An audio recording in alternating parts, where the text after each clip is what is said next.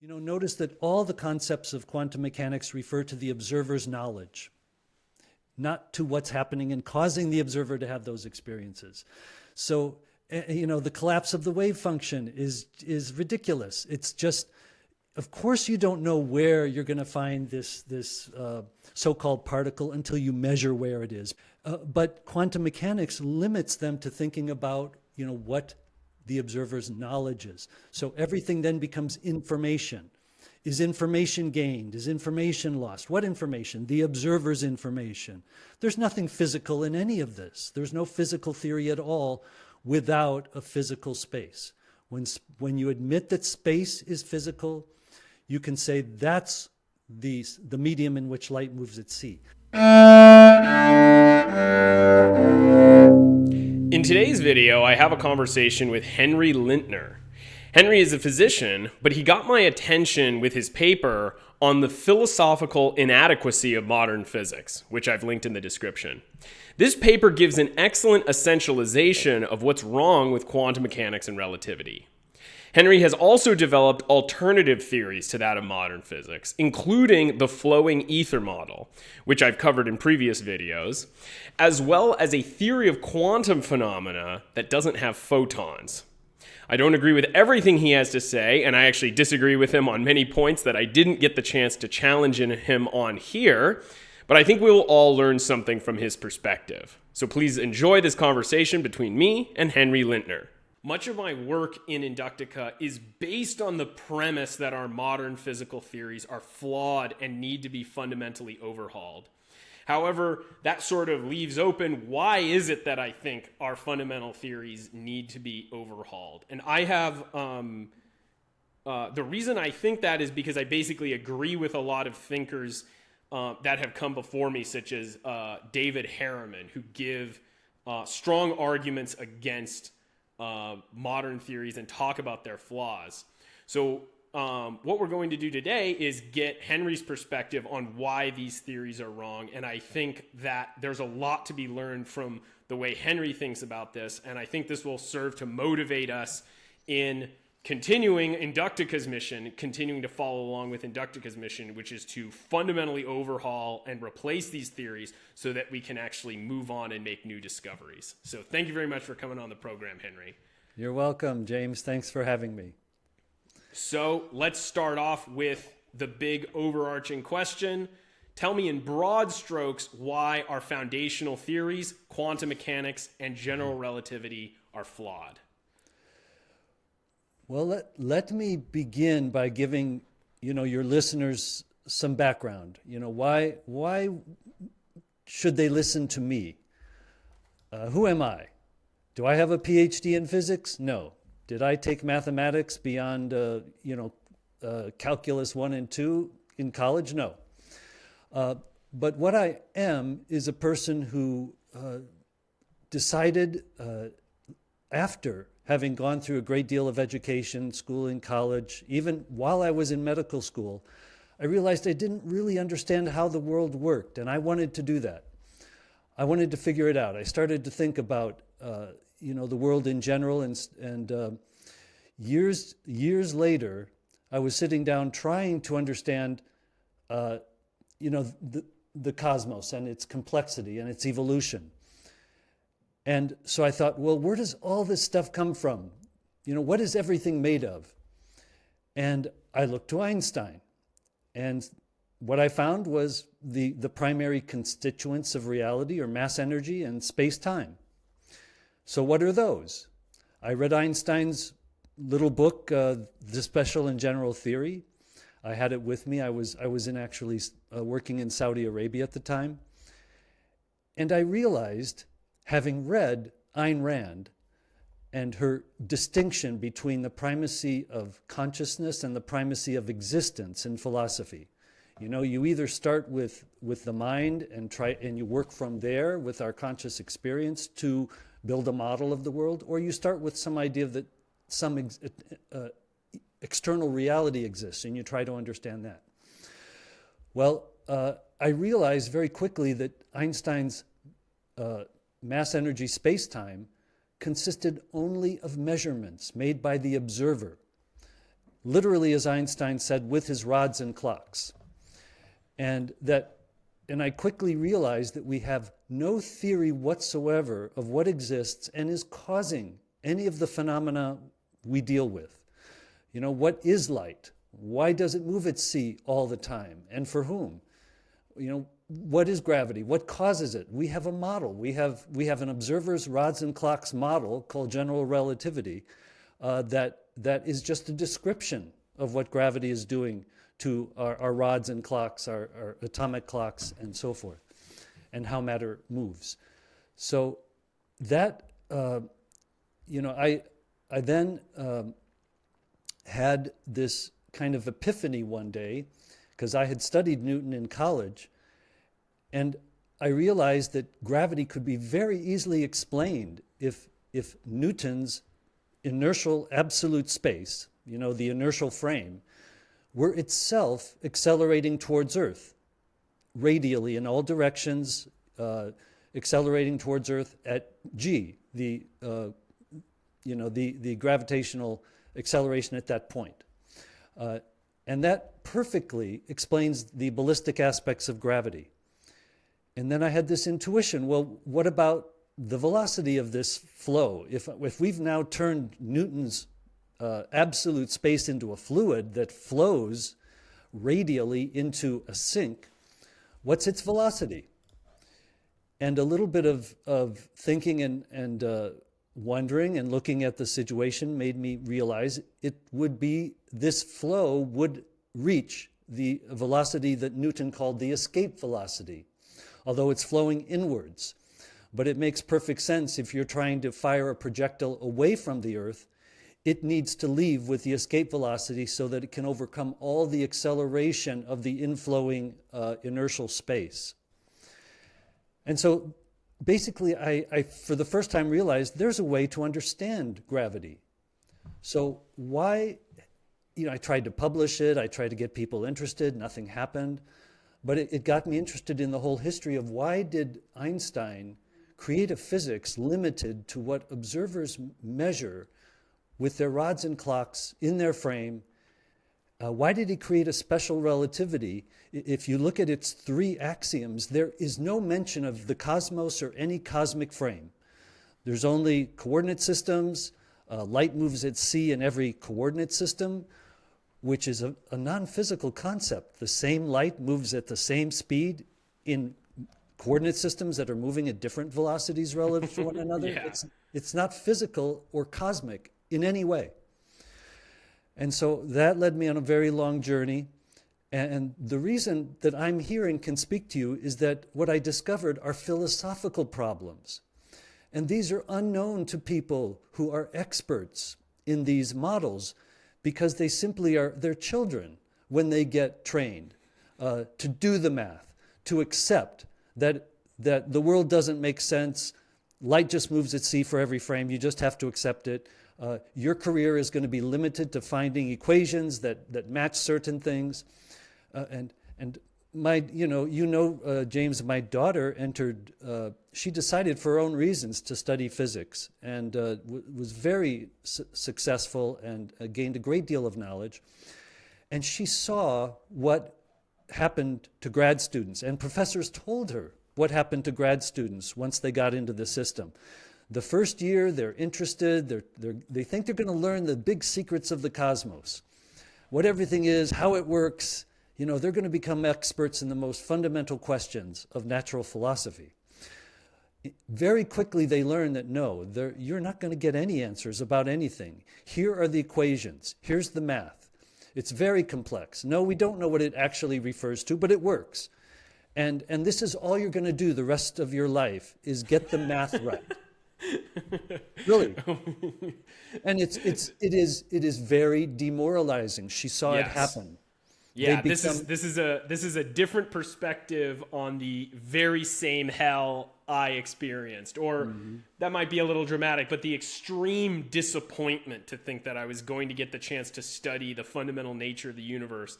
And I when I was in college, I was philosophical, but I wasn't philosophical enough to understand what I was seeing. It just was somehow ineffably disappointing. And this is why I couldn't name it, but this is why is what you're describing. Yes. And so what I discovered is an immense philosophical problem at the heart of our theoretical physics. And that got me reading the history of philosophy. How did we end up here? And in essence, it was pretty, I just read my way through, Enlightenment philosophy, ancient Greek philosophy, medieval philosophy, early modern thinkers like Francis Bacon, who's really one of my favorite thinkers of all time. And I discovered what happened. I discovered why Einstein did what he did with his two papers. There's not only special relativity, but in 1905, he created quantum mechanics. And he did so with his paper on the light quantum, in which, he knew light is a wave. It should always be treated as a wave. But he found that, he could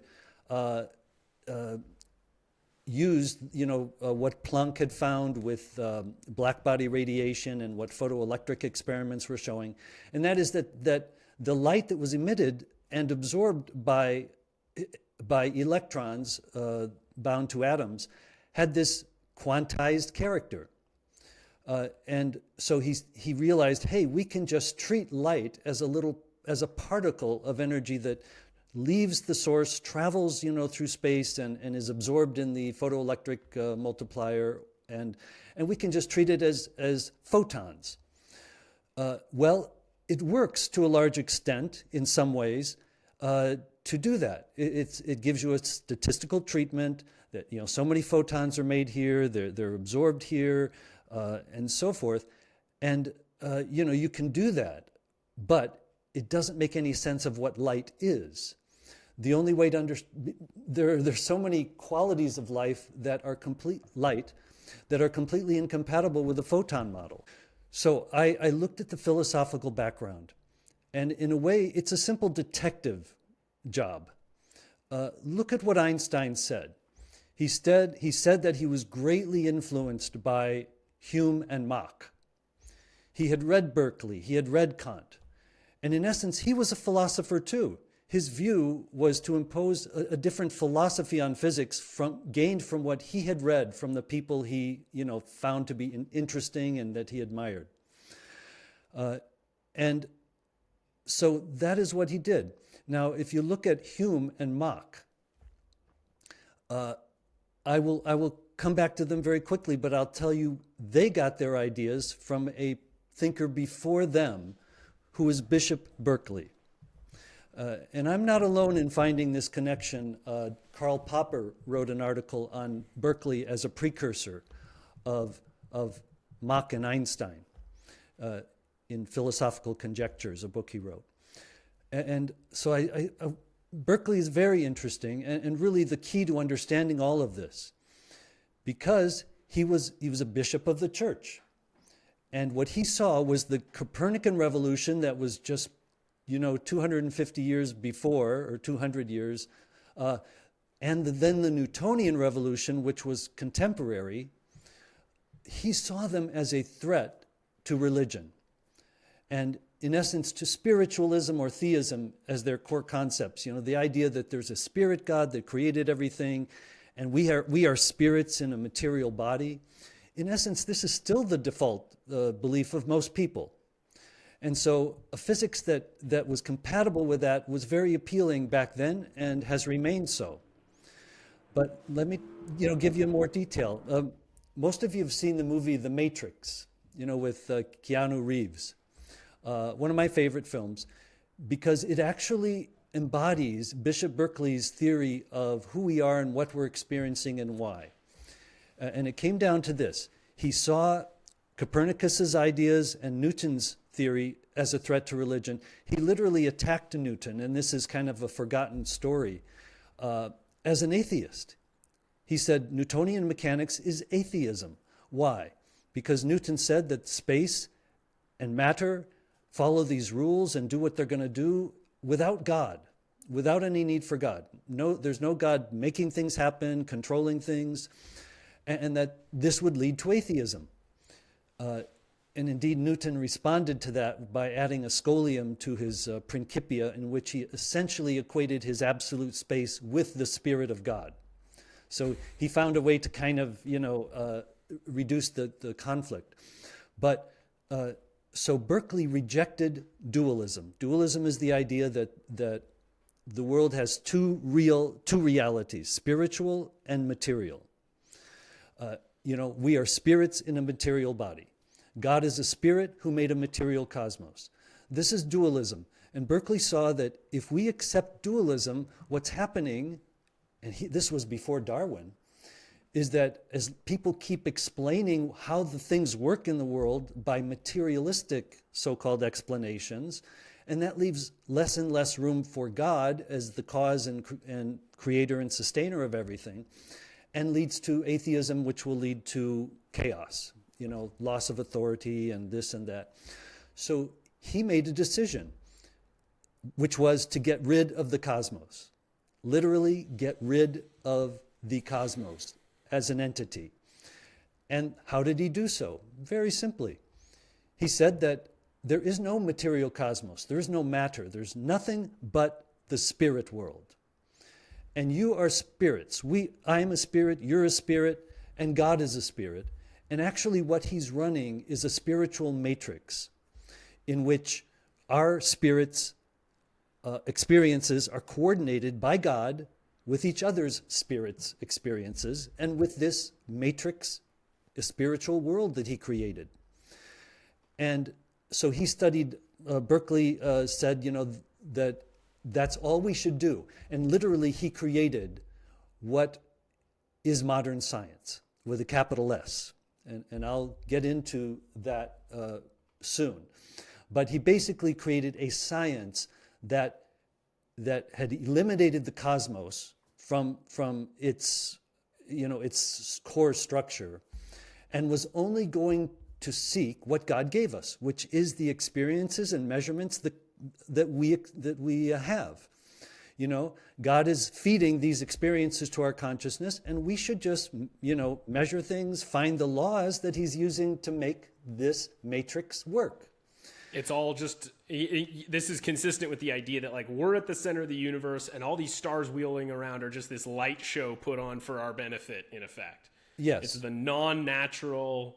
Yes. And that's what the Copernican revolution really is. It's not just literally the Earth isn't at the center. It's that we're not at the center. It's that we live in a natural universe. We are just part of a natural cosmos. Yes. And Berkeley saw it was a threat. Yeah.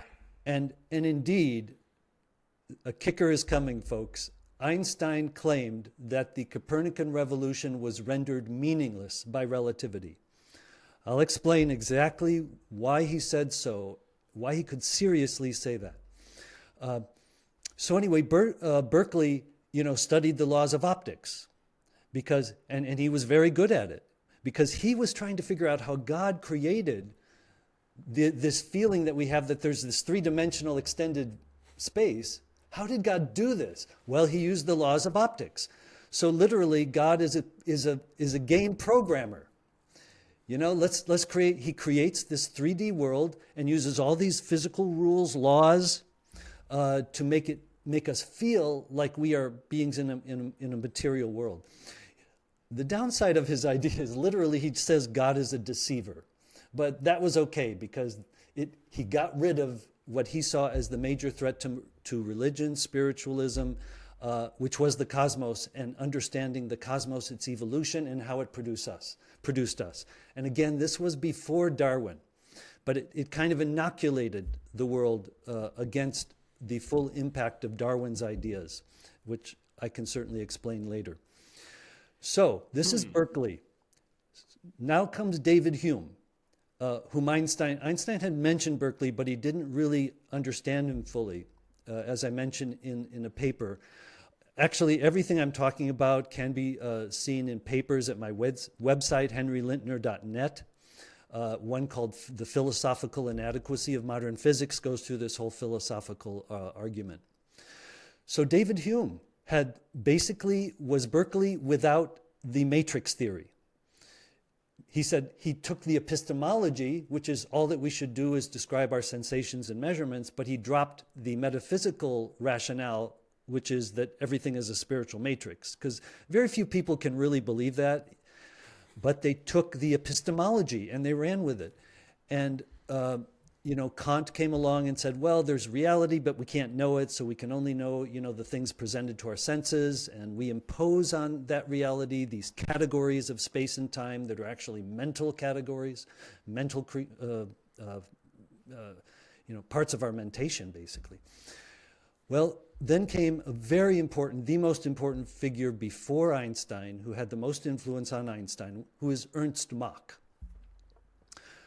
Ernst Mach, once again, took the epistemology and dropped the metaphysics.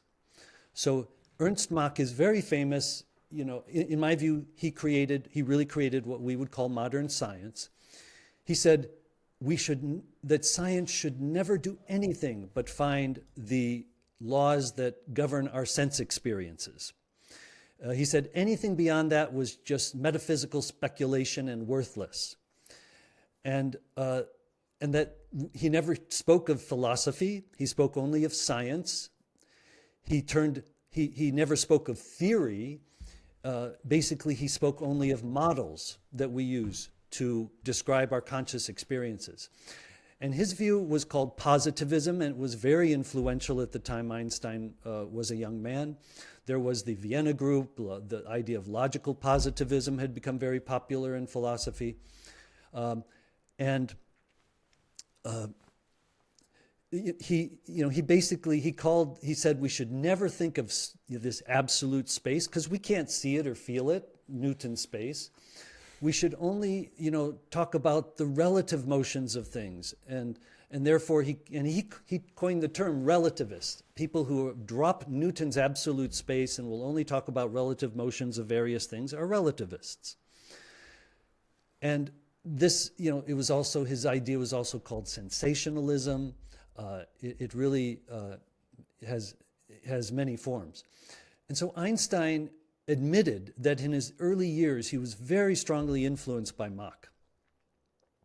But he said then he realized that Mach was missing something.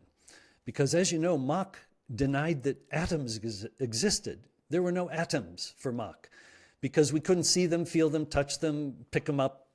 But even though you needed atoms to explain anything, in chemistry, in physics, he just said, no, there are no atoms. So he was famous for denying it because it was a theoretical construct to try to explain the observations instead of simply an observation. Einstein went beyond Mach.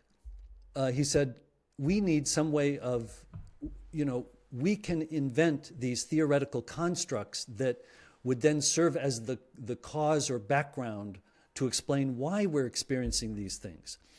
And that was his only purpose, was to find these regulative connections between our sense experiences. And he looked for these freely created ideas that we could come up with that would make sense of our sense experiences, like put them into a pattern that worked.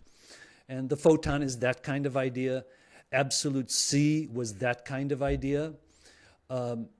Didn't matter if they had any physical meaning or reality whatsoever or worked to explain everything, but they worked to kind of help correlate our measurements and sensations into some sort of working system. And you can look at space-time as the ultimate example of that.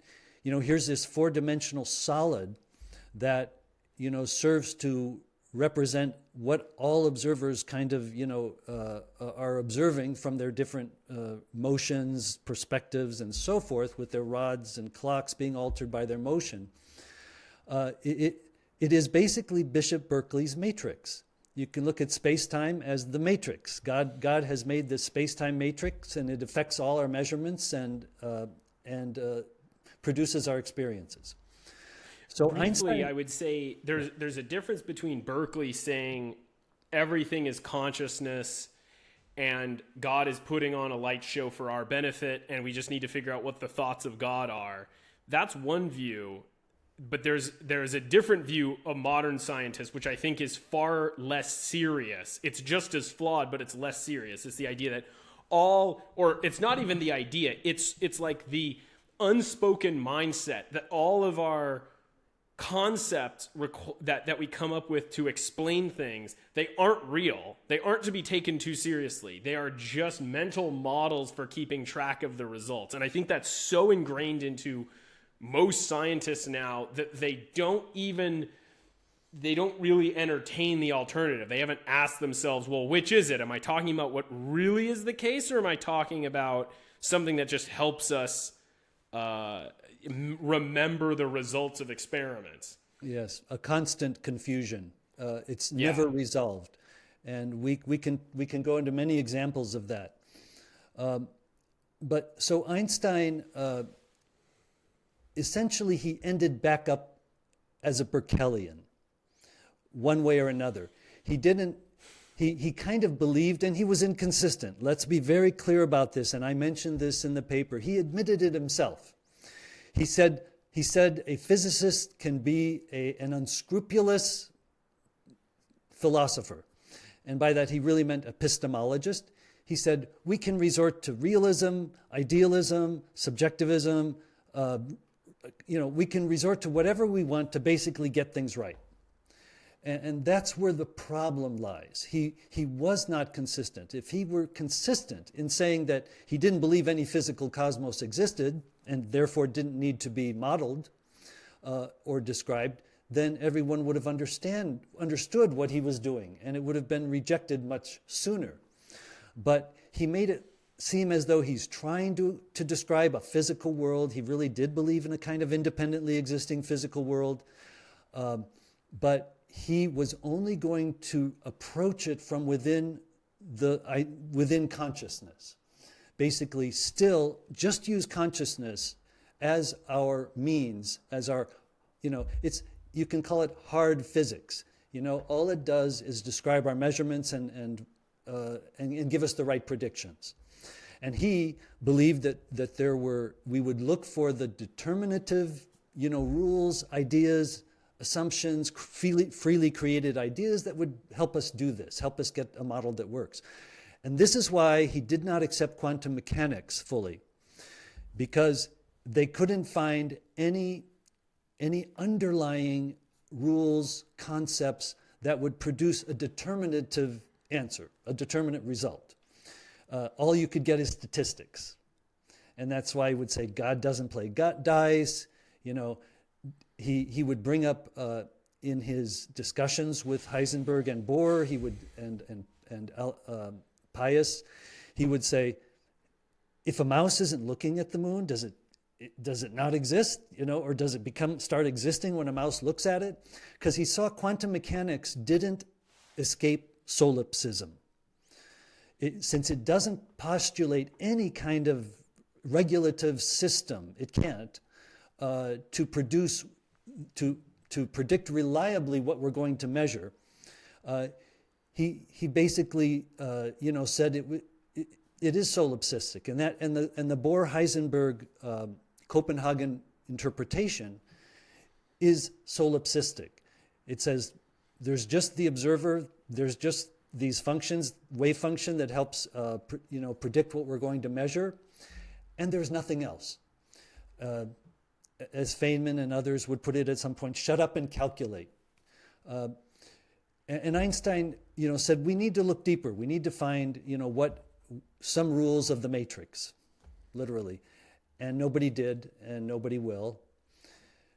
And the reason, again, people should listen to me is I'm explaining the philosophical problem. They will not learn about this from any experts in physics.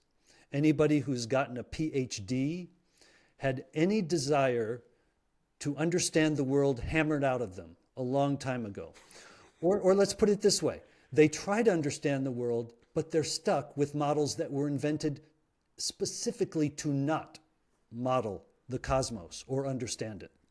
So they're in a confused state. Einstein left everybody in a confused state because he did not provide a consistent philosophical explanation for what he was doing or why.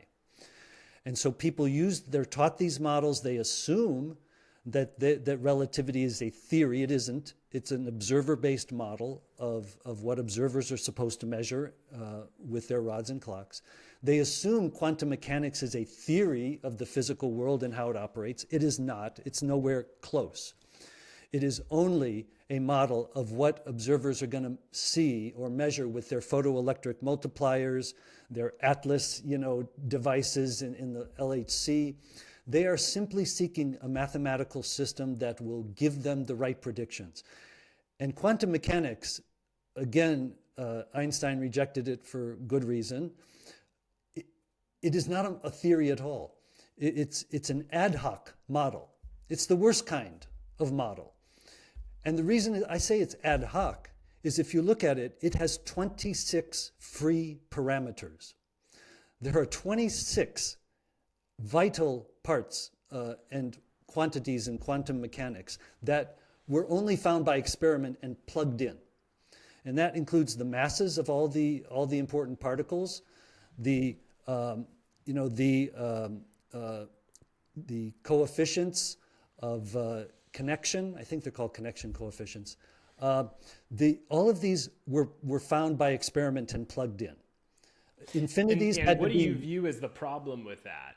Because couldn't one say like, oh, well, these are real properties out there in existence. We don't know why these properties are the way they are, but we can measure them. And then we see that they are the way that they are, and we'll figure out what they are later. But this is the way it is. Yes. What's the problem with that in your view?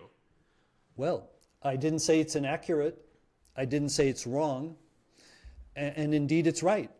It's always right. Because wherever it has not been right, it has been adjusted to be right. And that is an ad hoc model.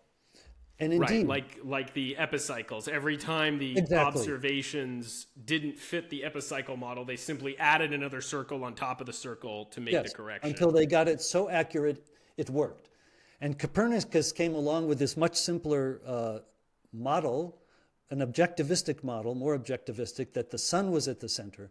And his math didn't work as well. Most people don't understand this because he thought that the planets were traveling in perfect circles when in fact they were ellipses.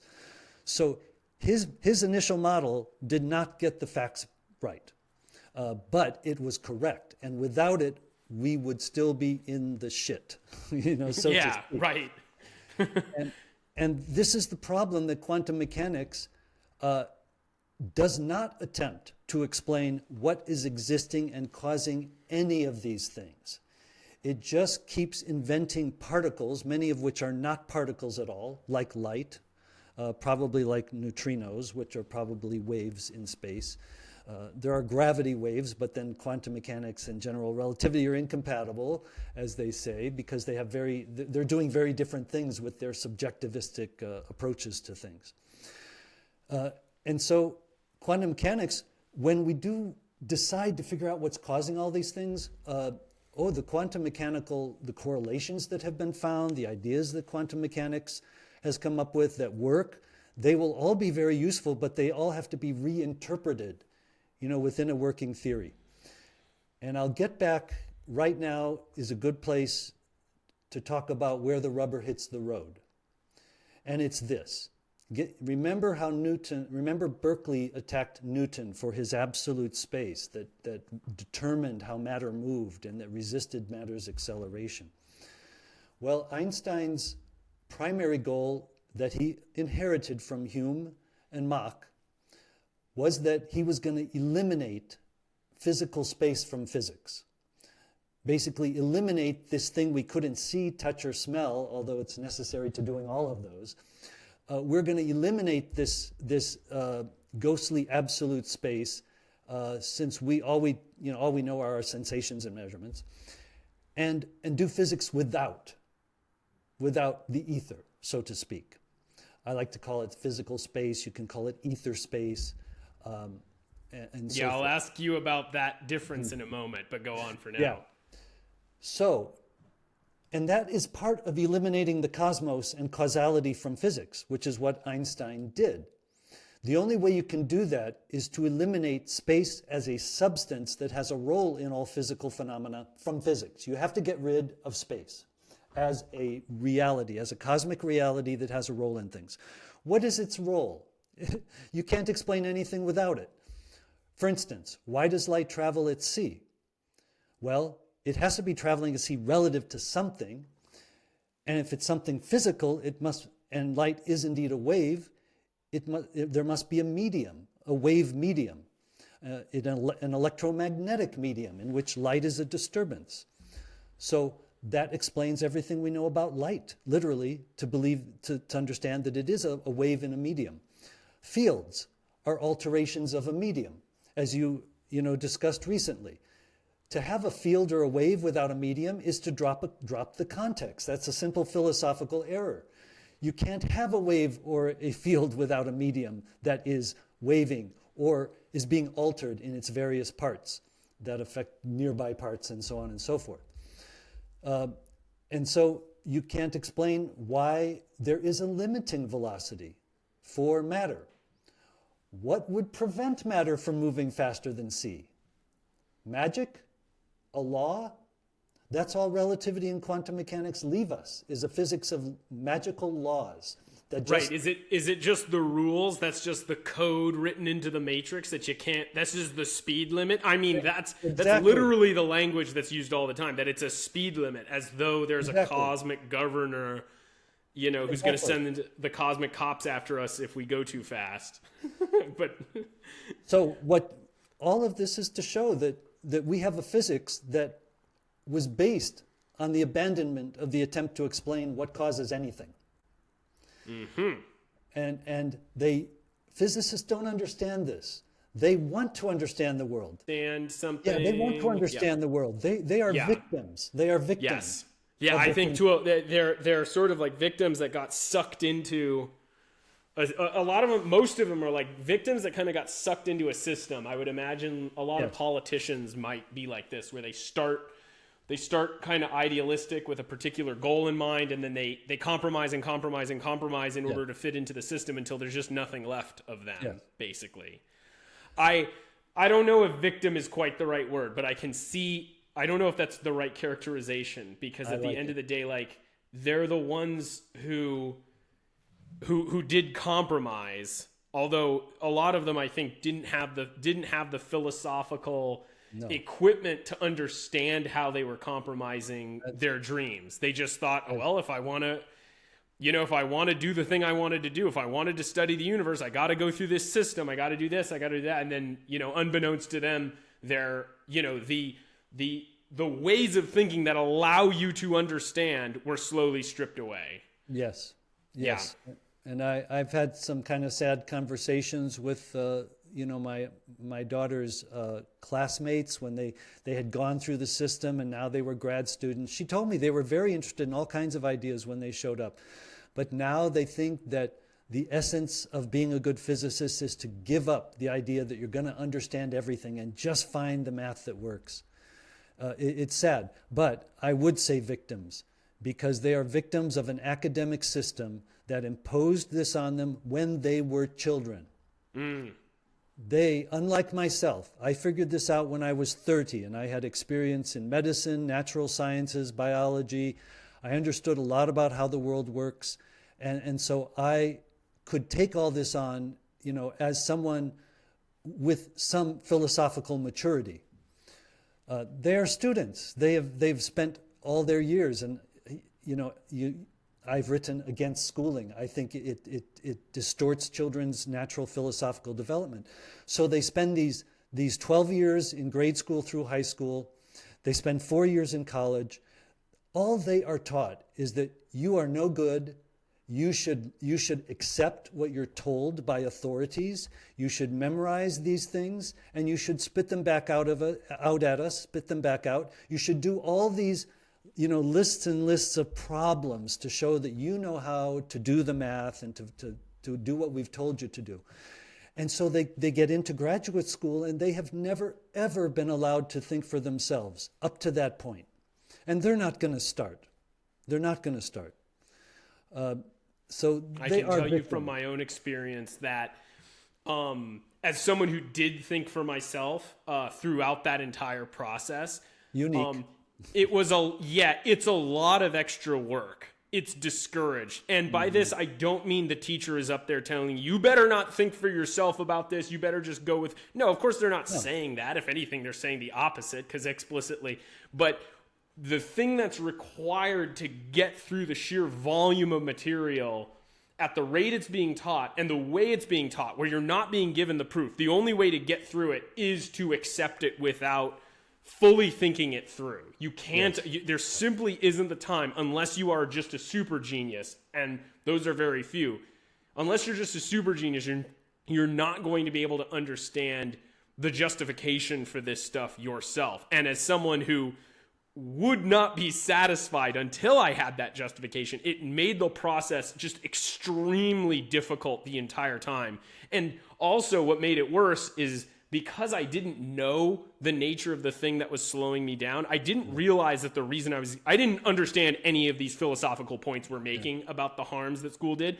I just thought I was bad at it. I just thought, oh, I'm just going to have to work harder because I'm just not that good at this.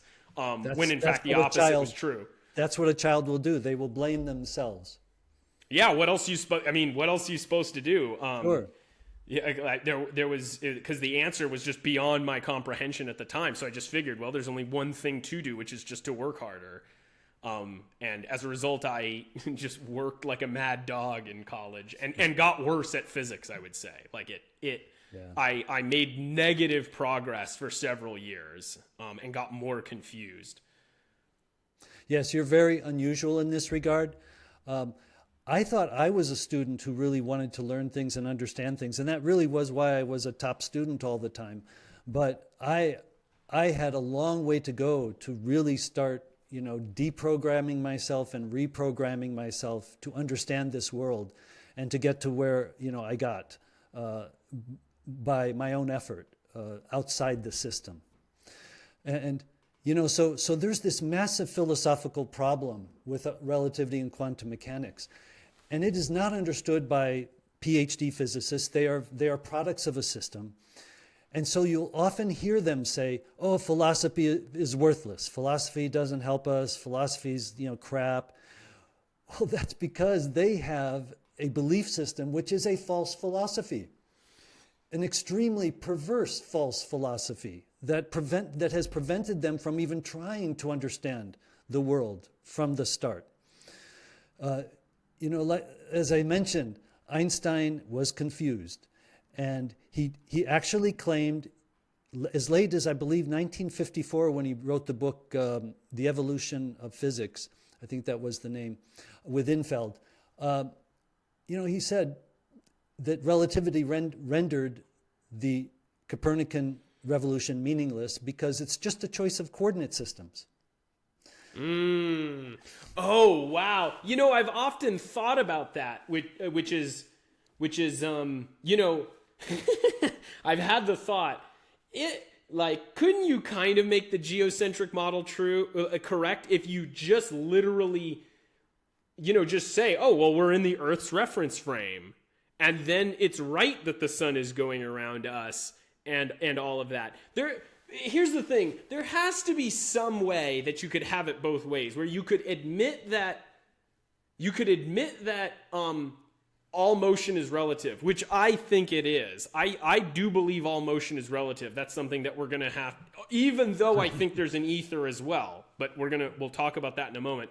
I think you can have it you can have that, but at the same time understand that the Copernican revolution really revolutionized something.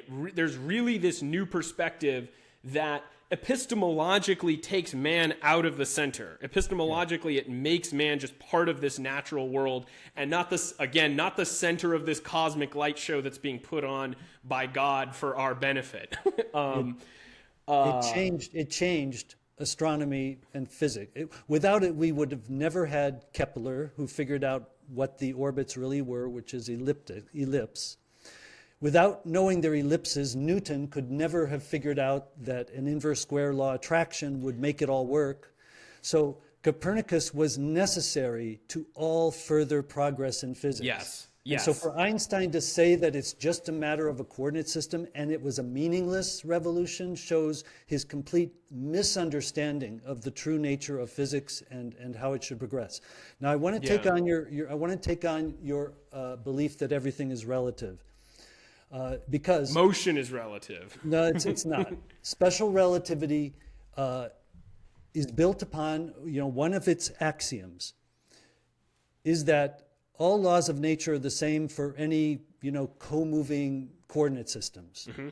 And literally it comes down to all laws of nature are the same for every, observer or frame in inertial motion relative to other observers and frames. So they should get all the laws of nature the same.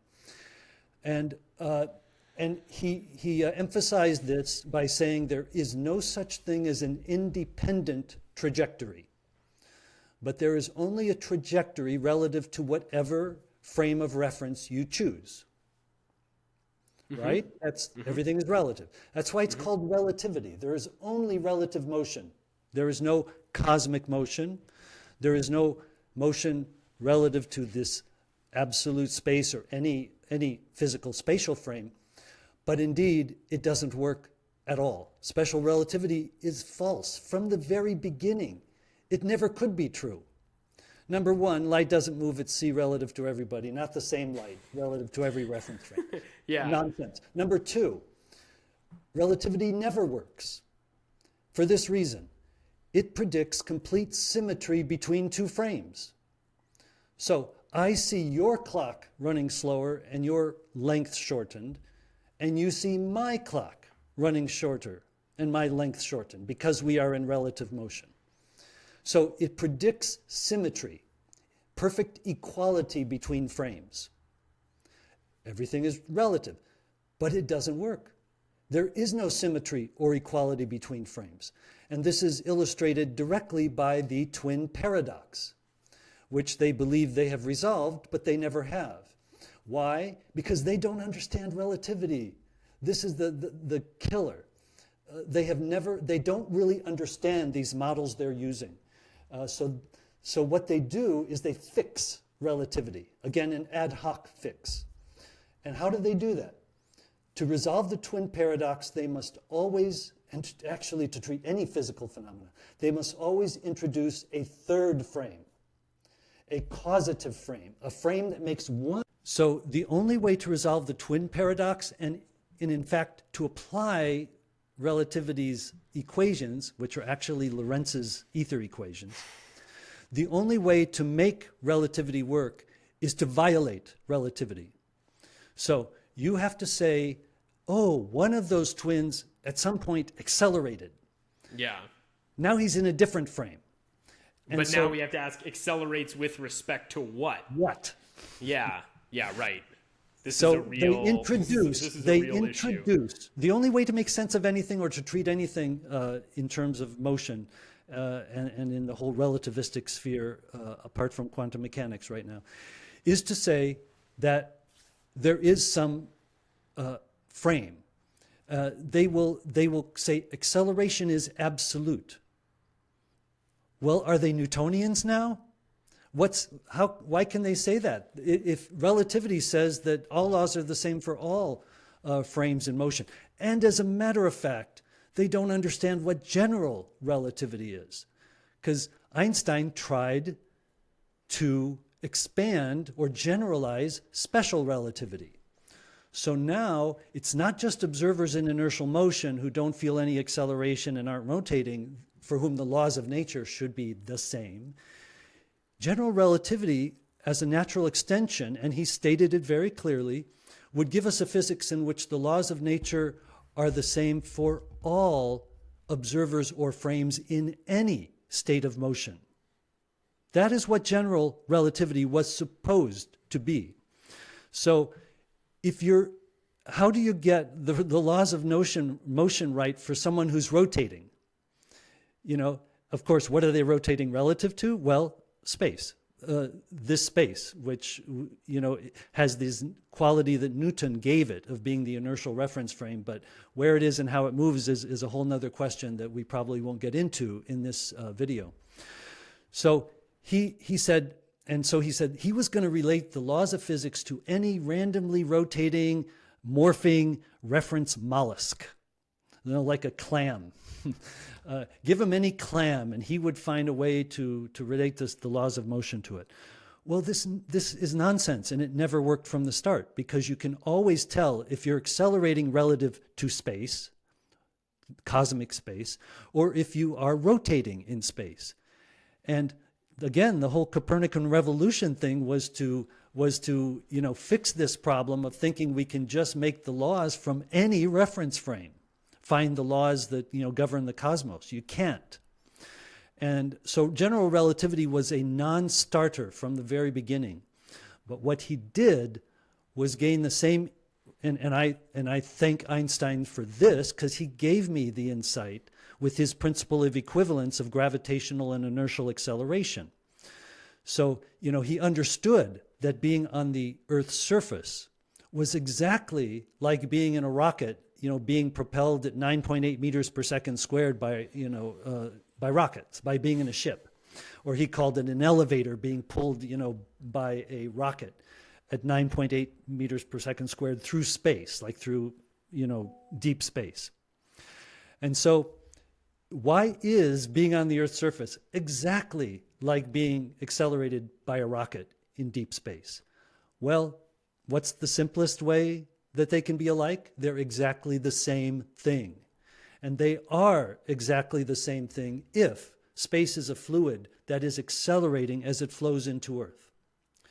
So what he ended up was saying, oh, look, gravitational and inertial acceleration are similar, and this is general relativity, and it works. And he intuited the velocity component. He intuited it by energy concepts.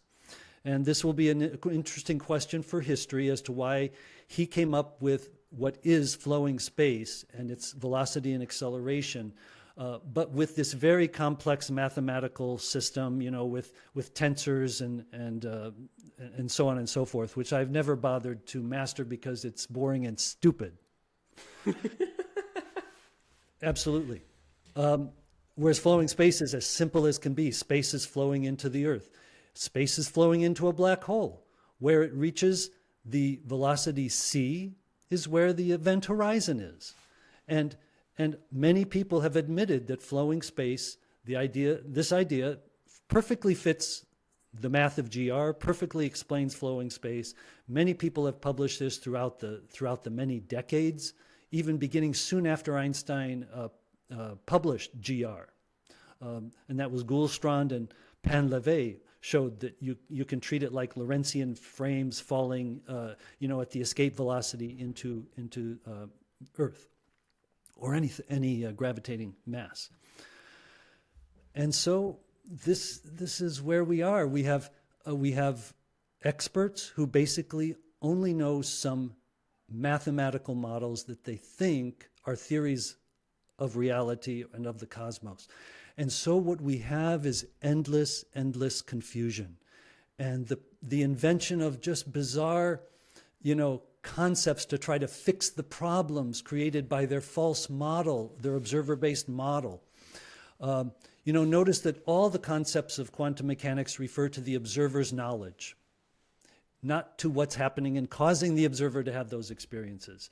So, the collapse of the wave function is ridiculous. It's just, of course you don't know where you're going to find this so-called particle until you measure where it is, because it's not even, if it's an electron, it's not even a point particle. It's a large wave, EM wave structure.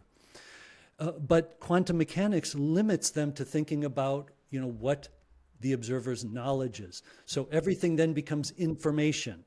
Is information gained? Is information lost? What information? The observer's information. There's nothing physical in any of this. There's no physical theory at all without a physical space.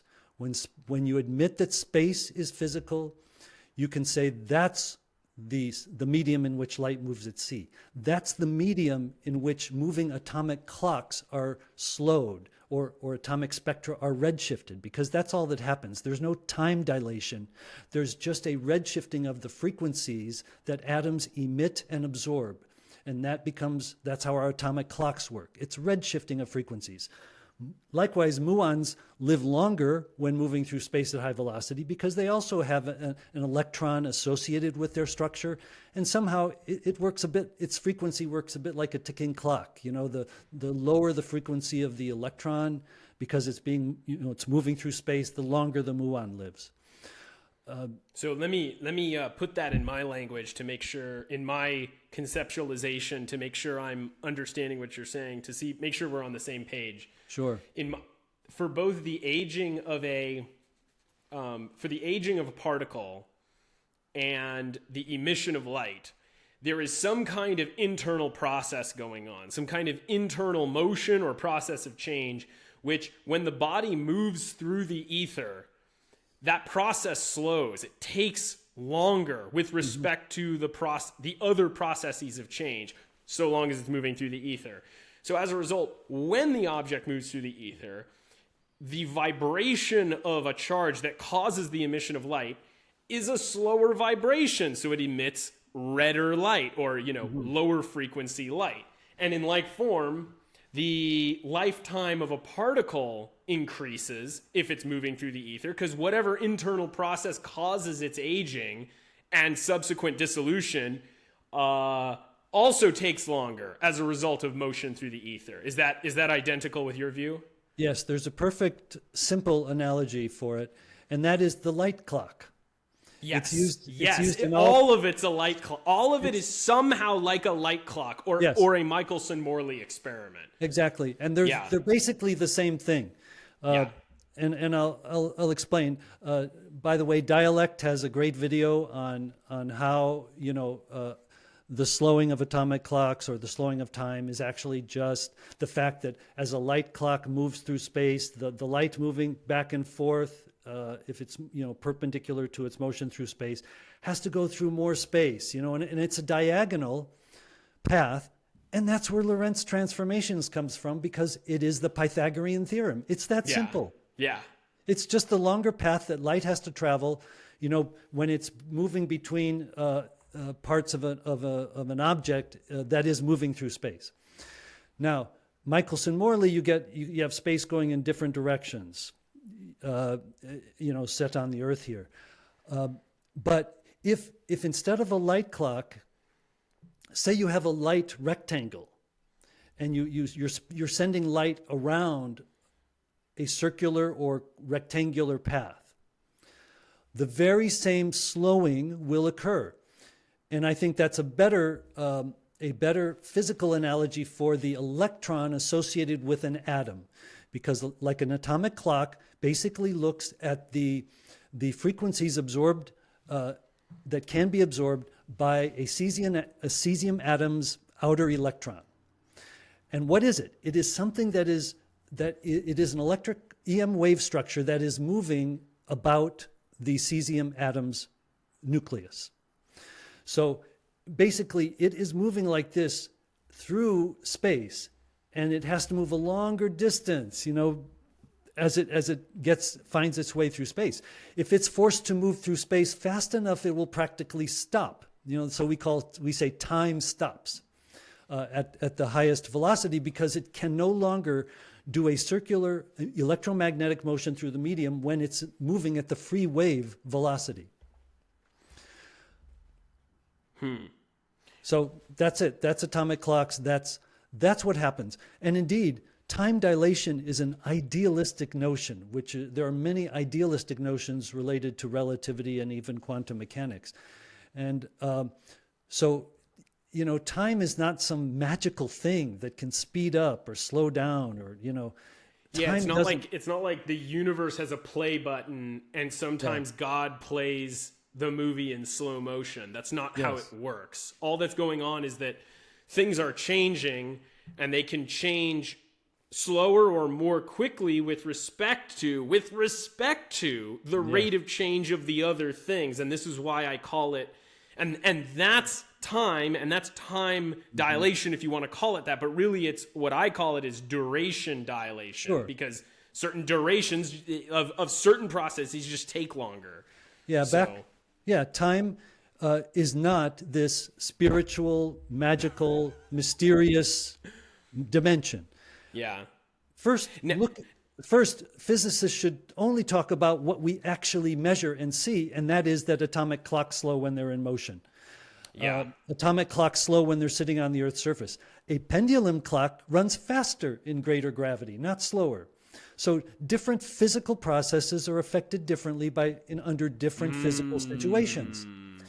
And to talk about that's a really good contrast there. That a pendulum clock will run faster. Faster. Yeah, it's not all time. No. Yeah. I think the argument they would give is that there's like a more fundamental kind of, time dilation going on.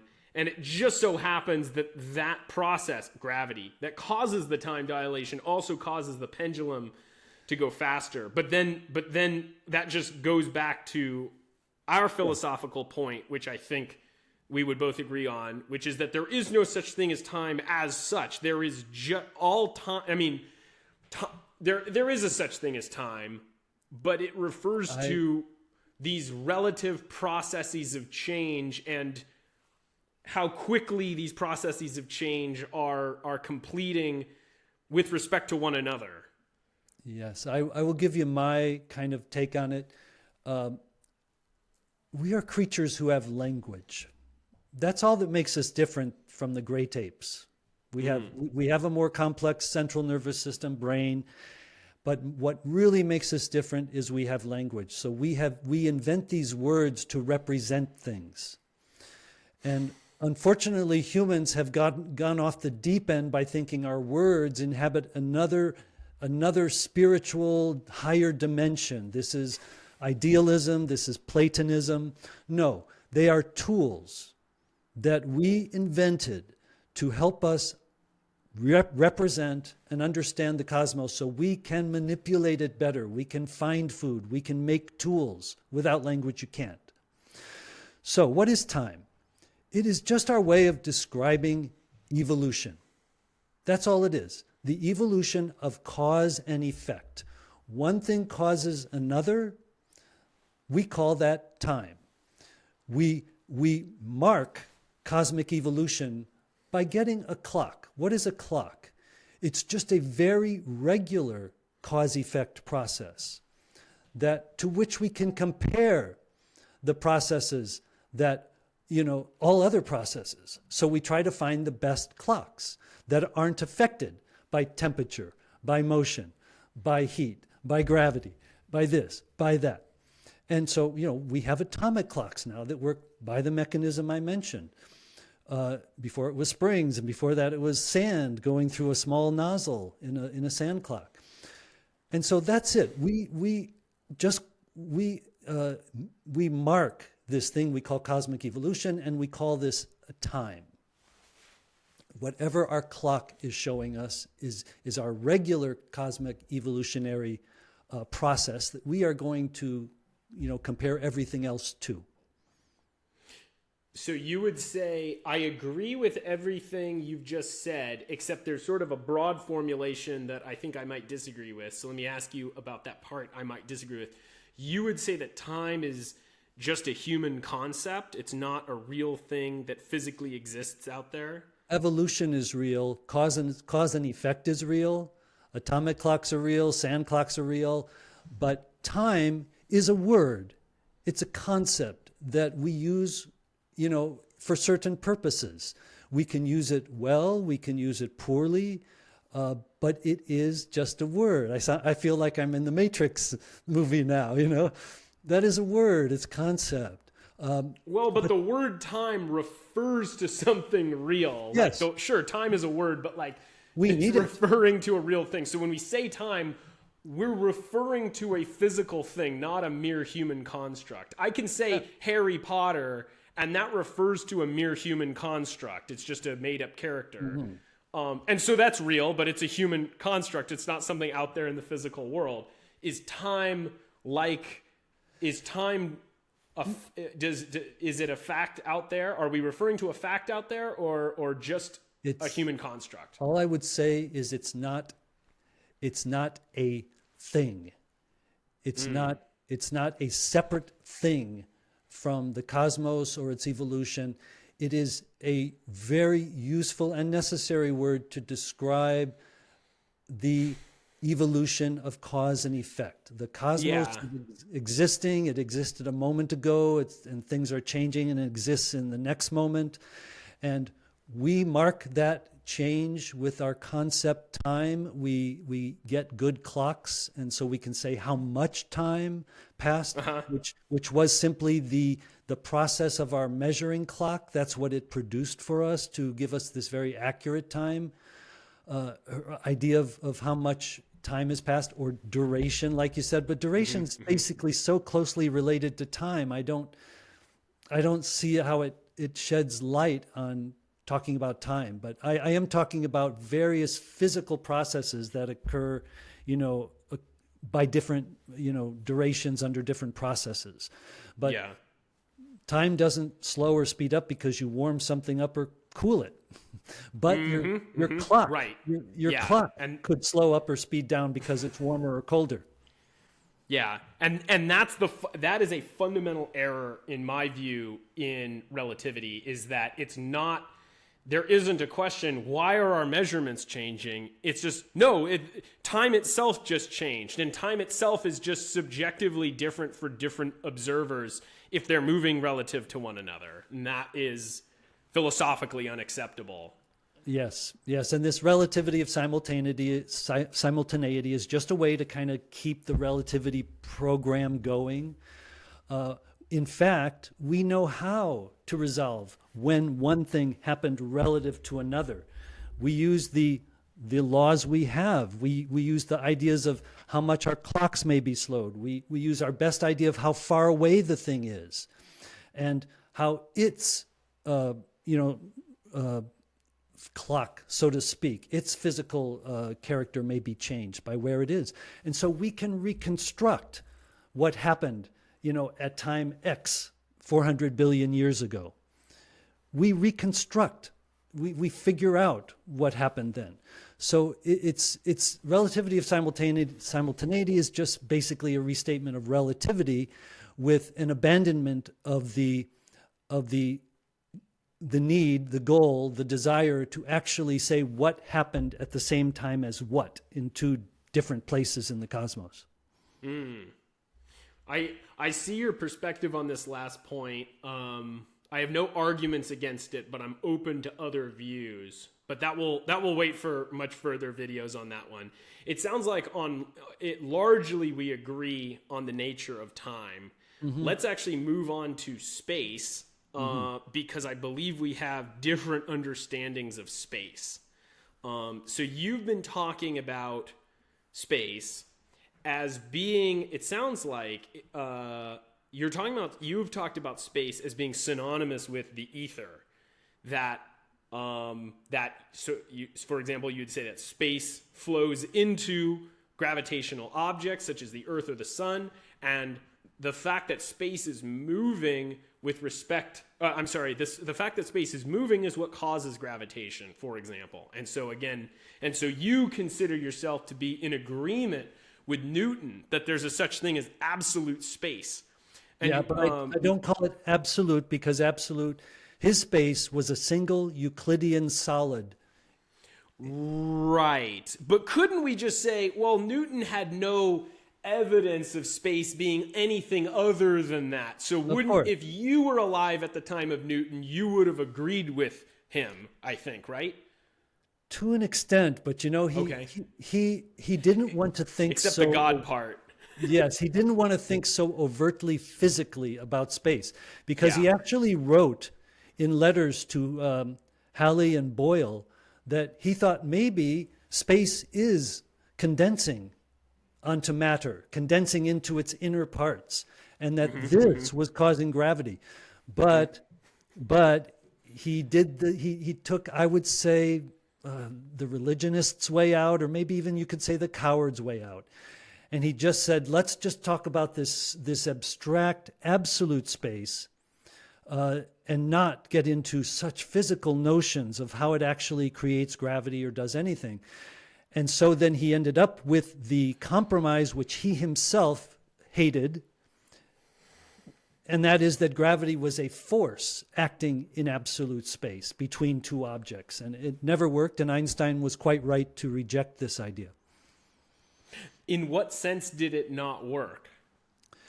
Well, how do you first of all, it's a magical force. They somehow affect each other through absolute space by Over a distance? Over a distance, over a great Yeah, distance. what's wrong with that? By an occult process. There's no explanation of how this attraction is occurring through an absolute space. Yeah, see, I don't see this is a bit of a sidebar because I don't think action at a distance really does. I don't believe in action at a distance. Let me make that clear. There's no evidence of any action at a distance. Maybe entanglement is, but that's going to be another conversation of ours. We agree then. But we agree on action. Action at a distance, we agree. Everybody has rejected it who's thought about it very carefully. Well, okay, but I don't reject it on philosophical grounds or on fundamental grounds. I simply say this. I don't think there's any, it doesn't violate the law of identity. It doesn't violate any basic laws of nature. The only thing I would say is that all of the interactions we have seen and understood the underlying nature of are local interactions. For example, the gravitational force spreads spherically. There's an inverse square law. It travels at the speed, the changes in it travel at the speed of light. And it's the same for all of the other interactions. So there's no evidence of action at a distance. But I don't see how you can just rule it out. I don't understand how you could do that. Let me give you some more. Another thing, what Newton failed to explain, exactly what Einstein did explain, and what flowing space does explain. And that is, why is free fall a perfectly force-free state if you are indeed somehow being forced to be attracted to the earth by a force? I have an answer to that if you want to hear it now. Sure. I mean, I see no problem with calling gravity a force. And to answer your question, why is it a force-free environment? I would say it isn't a force-free environment. It's just the case that, for example, if you are falling in an elevator, then that you and the elevator are being forced in the same amount and are accelerating at the same rate, so you're not accelerating to one another. Further, you feel no deformations in your body. Usually when a force, happens to you, here, my face is getting smushed. Why? Because parts of my face are experiencing the force first, and the other parts have to get pushed by the rest of the face. In the case of gravity, every single part of the body is being forced, forced downward at the same rate, and therefore there are no deformations. So one could argue that it's a force like any other, but it's just every single part is just uniformly getting forced. Now, all that being said, there's a lot of reasons to think that gravity isn't actually a force, but I'm giving arguments for why it's not a slam dunk.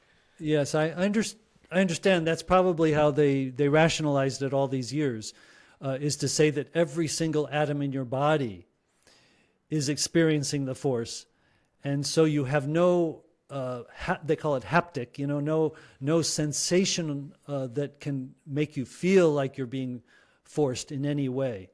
So, I accept that that's the way it has been rationalized, but I would say again, it's not the best theory. It doesn't work in other situations, the idea that there's a single absolute space. And one thing I like to point out is you get into positing an action without a reaction. And that is this, in Newtonian mechanics. This absolute space, like the real space of our cosmos, is what resists the acceleration of matter. So that is why, firing a rocket makes you feel acceleration. And that is why being on the Earth's surface makes you feel acceleration. So space resists the acceleration of matter. Well, that is space acting on matter very strongly. What does matter do to space? And I think the answer is very simple. Matter is consuming space, causing space to accelerate towards itself and within it, and into the matter. And so matter is initially an energetic nidus of spatial consumption. And so when you try to, there's already this energetic process going on. So when you try to move that matter, accelerate it relative to space, you create opposing accelerations. So this is getting more into speculation to even try to explain what inertia is and why it occurs, and what gravity is and why it occurs. But back to our philosophic point, you don't even get here unless you understand that your relativity and quantum mechanics never tried to explain anything. And so you enter into this, as I did, you basically find yourself in a world where nothing's explained, and there's all kinds of things that you can try to figure out, and it's very interesting and enjoyable. But I can't do it by myself, and you can't do it by yourself. What we need to do is to get the academic system, the entire community of physicists, trying to understand space and what it's doing and how it explains all these, it can be used to explain all these physical processes, and get their head out of these stupid idealistic notions of time and dimensions, and out of this ridiculous quantum mechanical game of just getting the predictions right and not even thinking about what's causing any of those things to happen. We have to get the whole system, and that's why a discussion of philosophy is critical, as we're doing. Yeah. We need to return to our disagreement over space, but let me quickly address this. I don't think convincing academics is a important goal. I think what's more important is to simply make the discoveries ourselves, and that will on its own discredit those who are not seeing the flaws in our earlier picture. In the earlier picture. And I think if we really are right, we need to put our money where our mouth is and say, yeah, we should be able to make discoveries ourselves without the help of the mainstream if we are really, in fact, better than the mainstream. Well, the problem is we don't have, multi-million-dollar budgets. We don't have money. Yeah, that's a disadvantage. But look at the stagnation that is occurring despite those multi-million-dollar budgets. Sure. And so I think there's no substitute for the right prior knowledge, and they simply don't have it. Ultimately, I would agree with you. We probably can't change any academics' ideas, but they are lost. Anyone who is convincible will join our cause, and anyone who's closed and dishonest, and mostly, we won't worry about that. Mostly, we have to appeal to the children, and I mean the students of physics. Early grad students who can go into these programs with some idea that, hey, there is a way to understand, and hey, quantum mechanics and relativity don't try to model the actual cosmos apart from the observer. And so they're not useful to try to explain why anything happens. So if they go into their education in physics with this idea, they'll demand different things from their teachers, and they will ask the right questions, and they may come out of it, as aether theorists, space theorists, instead of observer-based modelers. Yes. Yeah, I think that's a worthy goal. There are experiments that can be done, but again, it would take some money to test the idea that space is actually flowing at velocity c into Earth. You will see it. You can use light, atomic clocks, falling clocks. You can do various things to see if there really is this velocity. Light should move at c minus the escape velocity when propagating away from the Earth, c minus 11.2 kilometers per second, and when falling, c plus minus 11.2. A black hole basically already tells us this must be what's going on, because when the space is flowing in at c, the light can't get out at all. But you can do experiments in the near-Earth environment, many of them, but you need to get hold of a satellite, or you need to get atomic clocks and get them in motion. Couldn't that be done with just a tabletop optics setup? to measure the speed of light going into the Earth and away from the Earth? No, huge problems with attempting it. Very big I see. problems. We can never So you've determine looked the into one-way speed of light, for one thing. The two-way speed of light is all we can determine. Right. So that's the first problem. The second, I used to think, hey, let's get a Michelson interferometer and orient it vertically. Well, gravity now immediately creates big changes in your device. Secondly, if length contraction does exist, and there's very good reason to believe it does, because electrons can be deformed when they are in motion through space, and therefore no Michelson-Morley interferometer will ever detect motion through space because of the very reasons Lorentz gave us, length contraction and so-called time dilation, which is really just the light clock transverse motion through the ether. And length contraction, causes a compensatory change in the direction of motion through the ether. So Michelson-Morley devices always give a negative result. But here's one more gem I'd like to get to everybody watching, and that is that Michelson believed in the existence of ether so strongly that he decided to demonstrate it by another means, and he did. He set up the Michelson-Gale interferometer, which was a large rectangular evacuated pipe system in which light was sent around in different directions. Now, it sat in a field in Illinois, and even with it, they saw a fringe shift that clearly indicated the rotation of the Earth, which doesn't pull the surrounding space into rotation. So the Earth, and we know that's true. We have Foucault pendulum, the Foucault pendulum, I guess, in French. We know that Earth is rotating relative to the sun's star frame. And indeed, its rotation is not only absolute from a ballistic or mechanical standpoint, it's absolute luminally. So Michelson-Gale, with their rectangular setup in a field, showed that their whole apparatus was rotating relative to the light medium. And so it showed that the light rotation is absolute when it comes to light, which means that light is traveling in something that is not rotating with the Michelson. Yeah, and all it is just like, and the Sagnac interferometer is another experiment that basically makes the same case, which is basically just the light is being sent in both directions along a square path, going around in a square path, and the interferometer is simply rotated. And when we rotate the interferometer, we do see a phase shift. And it's like, okay, fine, big whoop, you can't detect, linear motion through the ether. But you can detect rotation with it, and then suddenly, that doesn't count, I guess. It's very frustrating. Rotation is absolute. This is their answer, their only answer.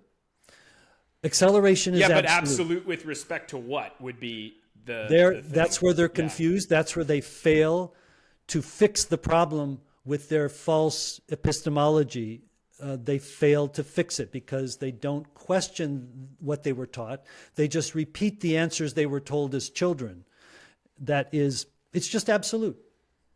Yeah. So why do you teach us relativity? What is relativity? What's relative then? Now I think that actually gets us back to some of the disagreements I think we've had, which is that I do think that that spatial relationships are relative. And I do believe that there is a distinction between the ether and space. And here's what I think it is. Tell me what you think of this. I think that, now when I say space or spatial relationships, I talk about relationships between objects. Like, this is 1 meter away from this thing.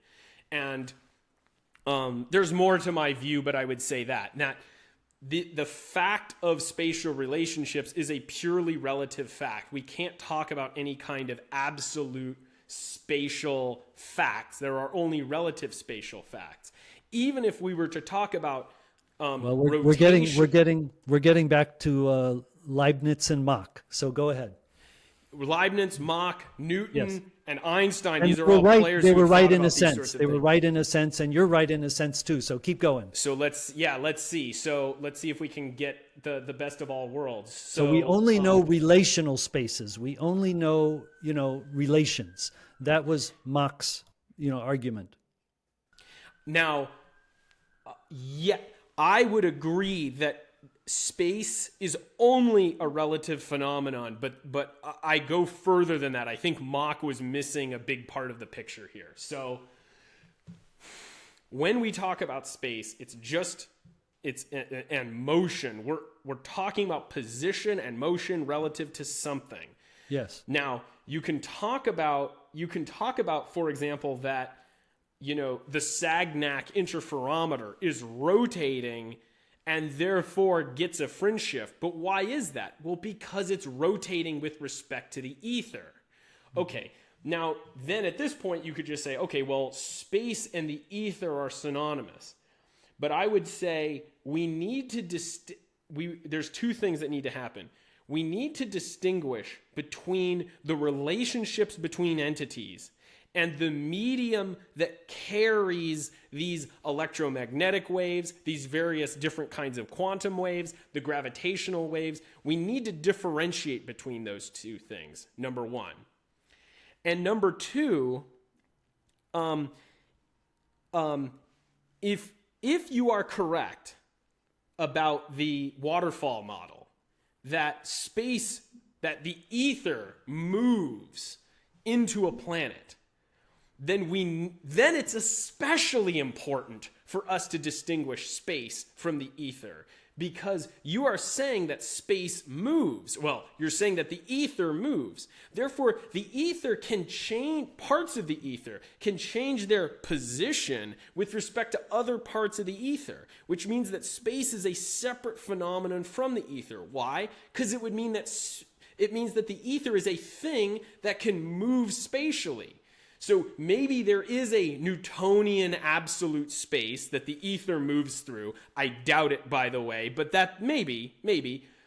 Or perhaps space is a purely relative phenomenon and parts of the ether simply change their relative position to one another. Or space is a phenomenon that applies to the ether. Space exists in the ether, and like spatial relationships are nothing more than an account of what part of the ether is a phenomenon existing in. These are different possibilities, and all of them require that we differentiate space from the ether. So what do you think about that? I see no need whatsoever to differentiate ether from space. Space is what we know. We look out into space. We travel in space. Space is the substance of which everything in the cosmos is composed.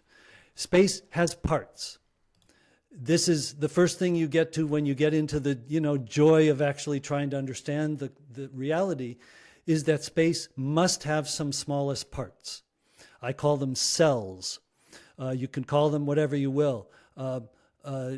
They move relative to one another. So space is really a frictionless, massless substance with smallest parts that easily move relative to one another, which is why mass can move through space without any resistance at subluminal velocities. Parts of these cells can move relative to one another. Maybe in that sense, I would say all motion is parts of space move relative to other space, and things move relative to the space in which they are, the spatial cells that surround them, and in the closer and greater surrounding. So and outside of this space, this is philosophically kind of very simple to me and important. Outside of the spatial cells, there is no thing. There is a void. If there are no spatial cells, there is nothing. And so we live in a spatial cellular cosmos. It is made of this space. Outside of it is the void. It can expand into it, most likely, because it is expanding into nothing. The only thing that exists are the spatial cells, and everything that is made of them is produced by motions in or of those spatial cells, including all our true particles. So I see no reason to talk about ether separately from space, and I think space is talking about space is very good because it brings into the conversation the whole lore of space, talking about space, throughout our history, and even in recent decades, recent 100, 200 years. I just say it's space. Space is a substance. We don't have to say there's an ether in space. There is space. Okay. So I'll take your points one at a time. You've talked about moving through space, and that's certainly one way to think of it. But I think that is a hypothesis that isn't proven through the evidence. I think when you move through space, let's say you take a trip to the moon. Let's forget about the ether and everything for a moment. Let's just say let's take it from a very naive perspective, from like Aristotle's perspective. So like Aristotle walks to the agora. He walked to get some groceries. He doesn't, if he really looks at what the evidence tells him, he doesn't see himself moving through an absolute space. He sees his body changing its relationship with respect to the things around him. So, and I think, again, it's possible there's this sort of absolute space somehow, though I have reasons to doubt it, but I can grant you that. But I think all that the evidence shows us at the observational level is changes of objects with respect to one another. Well, we measure, that's distance, of course. Yes, and there is no evidence, there is no content that has been proven regarding space other than distances, other than relationships between bodies. Conceptually, what we call distance, what we call a meter, what we call a millimeter, is a certain number of spatial cells. That's where the rubber hits the road. I would call them ether cells, but even then I think that introduces certain unproven hypotheses, which I'm certainly willing to entertain, but I'm not yet certain of them. And so in the meantime, I must refer to space only in terms of which I can be certain, which is the relative relationships between these things. Yeah, let me get philosophical here. The only thing that you can be certain of is the fact that you're conscious and having experiences. That goes to our philosophical disagreements, which I think everything else is the product of a theory about even the existence of the cosmos as a distinct entity independent of my consciousness is a theory. I can't prove it. Neither is it falsifiable. Back to Popper and his positivistic kind of views of things. Right. Everything is based on words, and those words are the things we use to create assumptions, concepts, ideas, and ultimately theories, which are attempts to reach beyond our sensations and measurements to explain what is causing them to happen. And back to moving from Earth to Mars, a concept that comes very quickly once you think that gravity is space flowing into Earth, is that an object like the Earth entrains this inflowing space into its own free fall motion to a great distance. So space is in a sense moving. There's a linear frame dragging. Space is moving along with the Earth that is sucking it in as a very powerful ether sink, shall we say. And there's no resistance to it moving with the Earth because it's a massless, frictionless substance. So as you travel to Mars, you're traveling, outward through this ether that's flowing into the Earth. You get to a point where there's no ether motion at all at some point. It's probably what they call the Lagrangian, one of the Lagrangian points. And then you begin to basically fall towards the moon in space that is mostly entrained by it and its motion through space. And the same with the Earth and the sun and the various planets. And everywhere, distance is a number of spatial cells. If there are 10 spatial cells, we call that a certain distance, let us say. If those spatial cells get smaller, our measuring rod would get smaller too. I see. Now that so that's going to be a whole separate podcast. Is our views of certainty and ultimate epistemic justification? But we'll return to physics for now. Mm-hmm. You've said that space can move. Okay. Yeah. When you say that space can move, what does motion mean in this context? What do you mean by motion when you say that? I mean a change of place of one part of space relative to another. That would be a motion at a microscopic level between the cells. It could be the motion of a region of space relative to another region of space, or the motion of space relative to the Earth in the flowing space idea. There is motion relative to something. The question is, what is the physically meaningful or important thing that thing is moving relative to? And all motion is, in a sense, relative.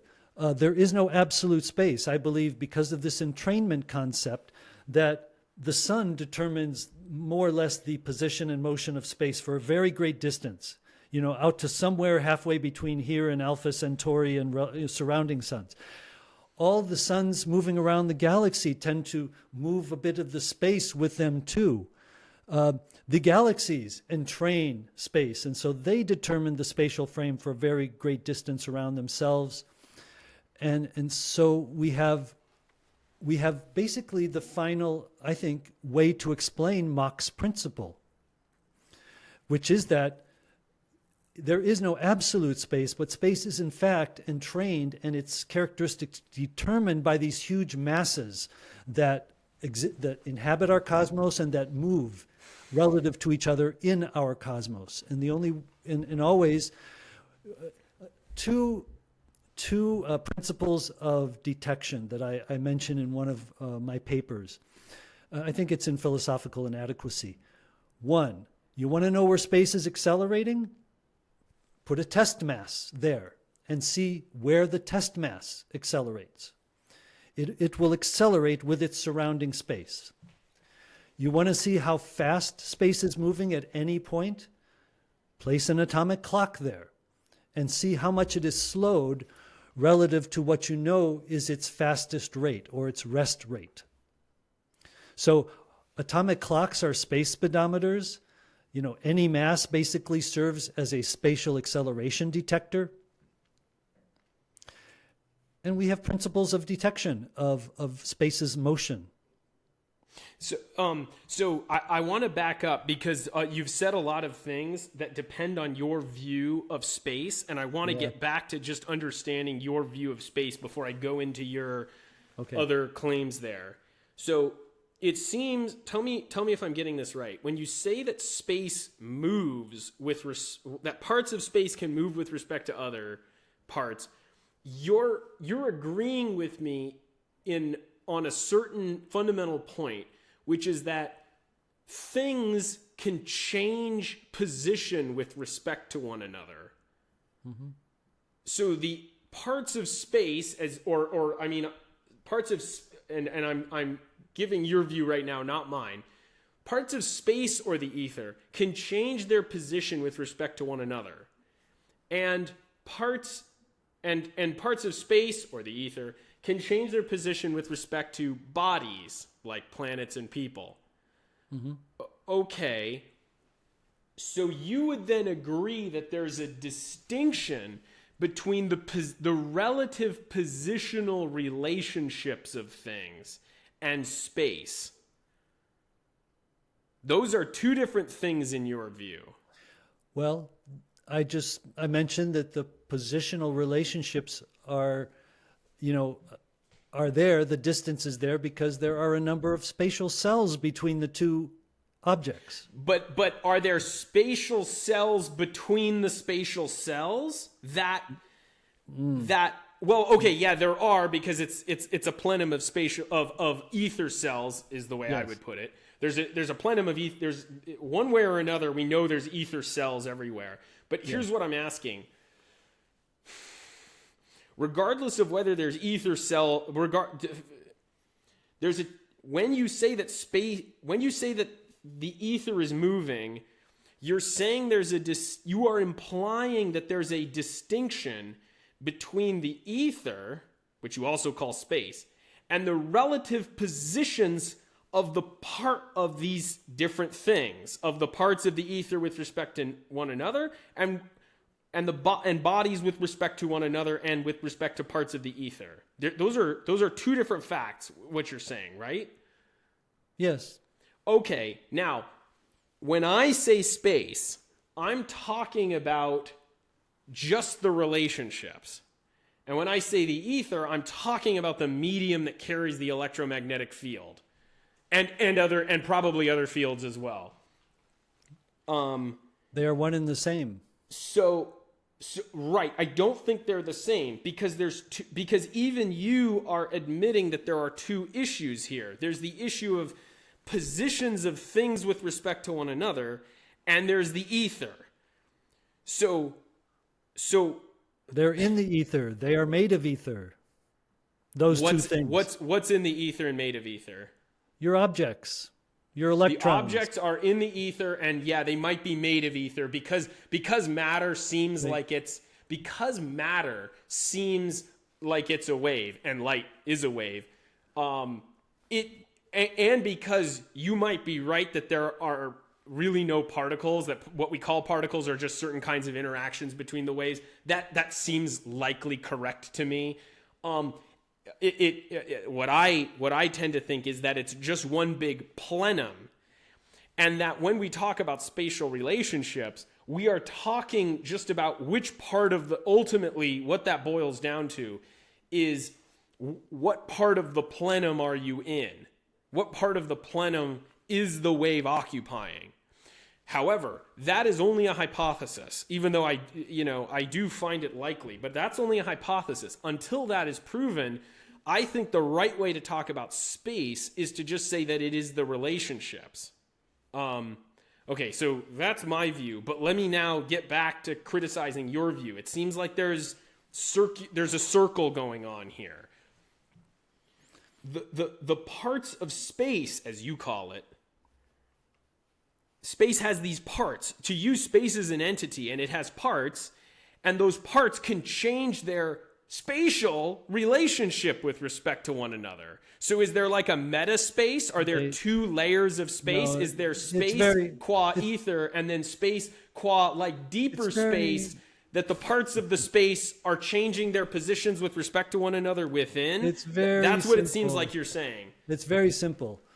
There is what's really happening, and then there's the words we use to describe what's happening, and they're two different things. Okay. What's really happening is that space has these parts, these cells. They have this ability to transmit electromagnetic radiation, and particles are formed by various localized continuous motions and alterations within this space. One of them being this nidus of spatial consumption, and so on and so forth. But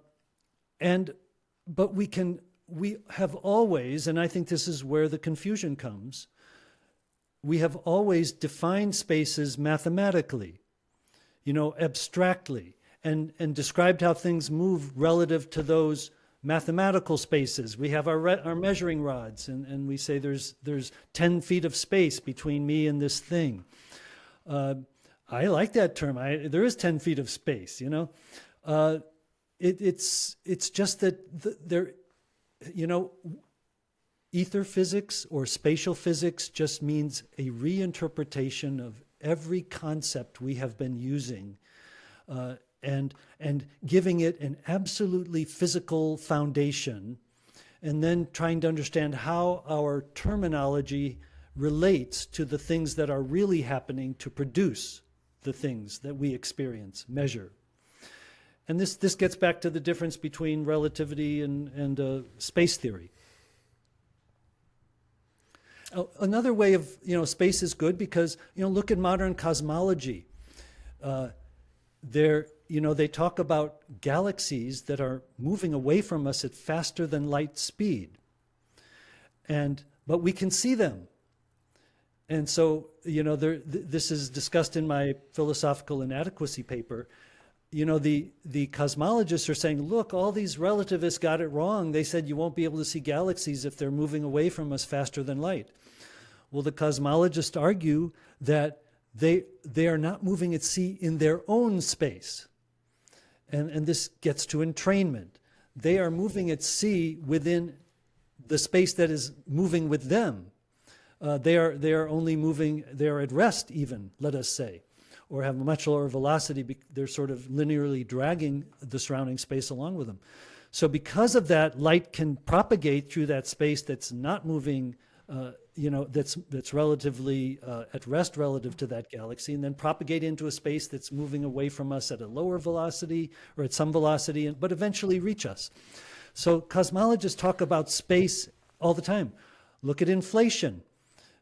Space was space increased. Basically, a large number of ether cells were created by a very large nuclear explosion. That would be the best theory for what cosmic inflation was and what a Big Bang is. It's modern speak. It's modern terminology to call all these things space. And then they get very confused because they say space-time, but they don't say it all the time. Notice they often refer to space doing this and space doing that. Gravity is the curvature of space, not of space-time. So I think it works much better with modern terminology and thinking about the cosmos and space. And I think it gets to the bedrock, which is space is a substance. And there is no space between the spatial cells. Where there are no cells, there is nothing. They must be contiguous and always be contiguous, because literally they can't be separated, because then nothing would be between them. It requires a whole different way of thinking about everything. And well, I'll just say for now that I'm not convinced. I don't think you've answered my objection. One thing I think we have is just a verbal argument, and that is you like to use the term ether, and I like to use the term space. And I think we're in a verbal understanding things. I think the difference in our words represents a difference in our way of understanding things. And I think there's certain things that your words don't account for. We should try to work it out sometime. We can write. We'll table that for now. I have another question for you now, though. Sure. So you say that if the ether is indeed expanding, then it's expanding into a void. I would also take issue with that, because I don't think the void the void isn't a thing. To say that it is a void is to say it is nothing, but nothing is not a thing. So there is no nothing out there that the ether is expanding into. Perhaps it's conceivable, it doesn't violate the laws of reality, to say that more ether cells are being generated, and so the universe is getting larger in a certain sense. I don't think that violates anything, but it's not expanding into a void, because the void isn't a thing, because nothing isn't a thing. Well, that may be a very good way of putting it. It is expanding. Okay. It is expanding. So you're not committed to a void existing outside of the universe. What is outside of the universe of spatial cells? What would you call it? You would say there is nothing. I would not refer to it at all. Well, I would refer to it only in the act of refuting its existence. Yeah, that is another at no point during my positive description of reality would I ever reference the void. That is again then just a verbal kind of disagreement between us about how to use the term void and what it means, because to me the void also means no thing. You couldn't put a measuring rod in it. You can't measure anything. Nothing could exist in it. It is hypothetical. It is what the universe why the universe can expand. But indeed, yes, there's only the universe. Outside of it is no thing, nothing. Mm-hmm. Well, but there is. It's not that nothing is outside of the universe. It's that there is no outside the universe. There is no such thing. Same thing. Same. Yeah. Okay. I see. Okay. Here, I think it might actually be a difference in verbiage. I like to But use the void term because it's had such a long history in philosophy, going back to Aristotle and earlier. but like that, the word is often used in a way that truly contradicts Parmenides' principle that there ain't no nothing. Like the atomists were wrong when they said that there's particles moving around in a void. I agree. Because there's no void. There isn't a nothing between the somethings, because to say that it is there is to say that it's something and not nothing. So I think really, so we need to, in order to consistently capture the facts, we need to avoid the word void when making a positive description. We should talk about it only when refuting false beliefs about the cosmos. We're saying it is something that has no qualities whatsoever, not even extension. But it isn't something. But it is not something. It isn't something with no qualities. Because you're saying it's something with no qualities. It isn't something. It's nothing. It is not there. Yes. It should not be referred to unless it should be referred to only when refuting the people who are confused about this. We're up against the limitations of language here. That's all it is. One way I bring up the void is just as you did, atomism. And indeed, quantum mechanics, it goes to say, is a modern form of atomism. It is, space is nothing. Light is a particle that moves through nothing, which again doesn't allow us to explain why things can't move faster than c, why light moves at c, why does it move at a specific velocity if it's just a particle flying through a void or nothing. So void theory doesn't work at all, and yet quantum mechanics is all particles in the void. But then they produce a different version of it, and call it quantum field theory. And then the void has fields, which is... And now the void is filled with fields, and some have even said it's got many ethers. Wilczek is famous for that. The QQ condensate, the EM field, the space-time continuum, which he calls the metric, so the Higgs field. So they fill space with all kinds of things because they have to, because nothing can be explained or even modeled well without some concept of space having physical qualities. Yeah, that we're in agreement about those contradictions in the way they think about that. Yes, all contradictions everywhere, confusion and contradiction. Yeah, it's boggling to keep track of them, which is why I simply want to start over. And that's also why the mainstream clings to their models and their contradictions and their confusion. They cling to it so strongly because if they give up any bit of it, they fall into becoming ether theorists immediately. And they don't want to go there. They don't want to go there. Yeah, that's it. That does seem to be the case. Now, let me address another question, another skeptical question I had from things you brought up earlier. You have mentioned that that relativity theory is generally a non-physical theory, that all it does is just account for measurements. It should not be exalted with the name of a theory. It is not a theory. It is a model. Mm-hmm. Right, I see. And you said the same thing about quantum mechanics. Yes, models of the observer's measurements and experiences. I don't have a strong opinion about this because I don't spend that many calories delving into the details of theories that I just think are kind of delving into sort of the philosophical subtleties of theories that I think are wrong, that I intend on simply replacing anyway. But let me ask you this. Yeah. It seems to me like another interpretation of these two theories is completely plausible, which is that general relativity is not just a positivistic instrumentalist model giving us predictions. It is a positive claim about the nature of space-time, that the universe is this big space-time object, this four-dimensional object with different parts. And to us, it seems like a three-dimensional object that changes, but really it's a four-dimensional object with different parts, and some of the parts are just experienced by us as changes of three-dimensional things, So, and the claim is that when you get into different perspectives, time you just get, when you are in different states of motion or in different gravitational fields, you simply experience the four-dimensional object differently. Because now what I would say, isn't that a positive claim? I think it's unproven. It's a little arbitrary, it's fantastical, but most importantly, it's unproven.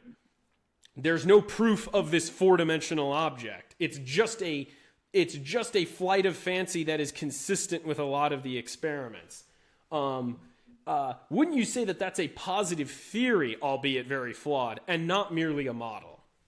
No, it's not a theory of anything. Einstein's very clear about this. Rods and clocks. The observer's rods and clocks. So all that general relativity is doing is describing the alterations that, say, being in a gravitational field causes to your rods and clocks. And relativity, general relativity, can never be considered an actual physical or cosmic structure or object. It's space-time. First problem, the light is considered to move at c in every frame. Yeah, right. People frame. Really need to stop and just think for a moment about how ridiculous that is. Totally ridiculous. And now I think people who have thought really, really hard about this and have generated creative rationalizations, they can at least make it sound like they're squaring the circle. And squaring that circle consists of complex theorizing about the nature of space and time and why it looks to any given observer, why the light, or I think they would even say it really truly is traveling the same speed for all observers. That's just it seems counterintuitive because you're accustomed to Euclidean space-times, but we don't have a Euclidean space-time, is what they would say. Light is traveling at c relative to the stars, the galaxies, the planets, more or less, a little faster or slower, depending on how space is flowing into those objects or possibly out of some of them, like stars. Space-time is utterly unreal. It's a four-dimensional solid in which nothing ever moves. That's why Popper called Einstein Parmenides. It has no relevance to this cosmos. It is the result of Einstein finding a rule of the matrix that could relate different observers' measurements to one another. So indeed, it kind of works. If people are moving at different velocities relative to one another, the alterations of their length and their measure and their clocks, can cause them to measure the same space-time interval between two events. That's all it is. It's a measured interval between events that can be, in some circumstances, similar for different observers in different states of motion. But as Dialect again just showed recently, it's actually a space-space interval because time, the time part of it is multiplied by c, which is actually a distance that is added as a fourth distance dimension in the total distance squared that the observer measures. But it has no relationship except useful can be used in some calculations. That's it. Yeah, that point kind of bothered me because I think we need to just truly reintroduce time. Yeah, I think I see what you're saying. Are you saying that according to relativity theory, there is no time? There's just four dimensions of space basically. Yeah, And what we normally call a process of change that took a certain amount of time is really just it's, according to them, is a distance in the four-dimensional object. This is Minkowski's space-time. But really, it's space. It's just force space. I mean, they even call it force space. Like and it's all space. There's no time because there's no frickin' changes. Yes. Einstein didn't come up with this, actually. It was Minkowski. Yeah, right. Who was a mathematician. And what I was referring to earlier, I'm really referring to more Minkowski's way of thinking about this, where there's truly a metaphysical claim here and if you don't think about this metaphysical claim, I think you're right. If you just say shut up and calculate, then you've stripped the theory of all meaning, and now you have a pragmatist view where you don't care about what's going on, you just say shut up and calculate. But if you commit yourself to a real view, I think you have to take the block universe view that there's this four-dimensional object, this unchanging four-dimensional object that looks to us like a three-dimensional changing object. I've explained what it is because it is Einstein's search for a determinative rules of the matrix. So it's this thing that exists as thought. This is the way he liked to put it. It is something that he saw that would coordinate the perceptions, experience, and measurements of different observers moving in different ways. They were all coordinated by God really by God. You know, if you look at his statements, he believed in God as this this something which makes things the way they are, which makes the world happen the way it does, and that Stephen Hawking said we're seeking to understand the mind of God, to show that there's absolutely a lot of theism involved in physics because it was put in from the start. But that's what it is. It's a system that does coordinate what different observers are measuring, and it works to a degree. You can do a lot of general relativity calculations in a simple single gravitational field, but it's so much more complex than doing flowing space, which where you can do calculations with much greater ease. Yeah, that's something I want to follow up on. Now, one last topic I wanted to ask you about. You've mentioned the difference between science and philosophy, and you've criticized what you call science. I want to give you the chance to clarify that, because I think you're not anti-science in the sense that people understand science. You're identifying science as opposed to philosophy in your view. So tell us more about the difference between what you see as science and philosophy, and the flaws in what you call science. Yes, historically I mentioned how basically Bishop Berkeley invented science, but it got its kind of final form in the work of Ernst Mach, and then Einstein, who imposed this descriptionist model view of science, doing science. And by eliminating the cosmos and eliminating causal theory, eliminated philosophy from our culture. And so look at what's going on today. Science is worshipped. Everybody believes science is the answer to all our problems. We need to follow the science. The scientists know what they're doing. Science will help us to figure out what to do. AI will now be something we produce by science that tells us how to think and what to do.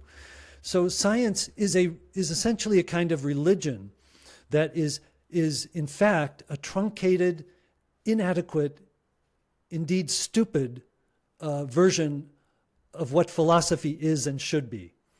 And people even think that science is philosophy because they think that science's job is to look at all the facts and come up with the best theory that explains what causes things.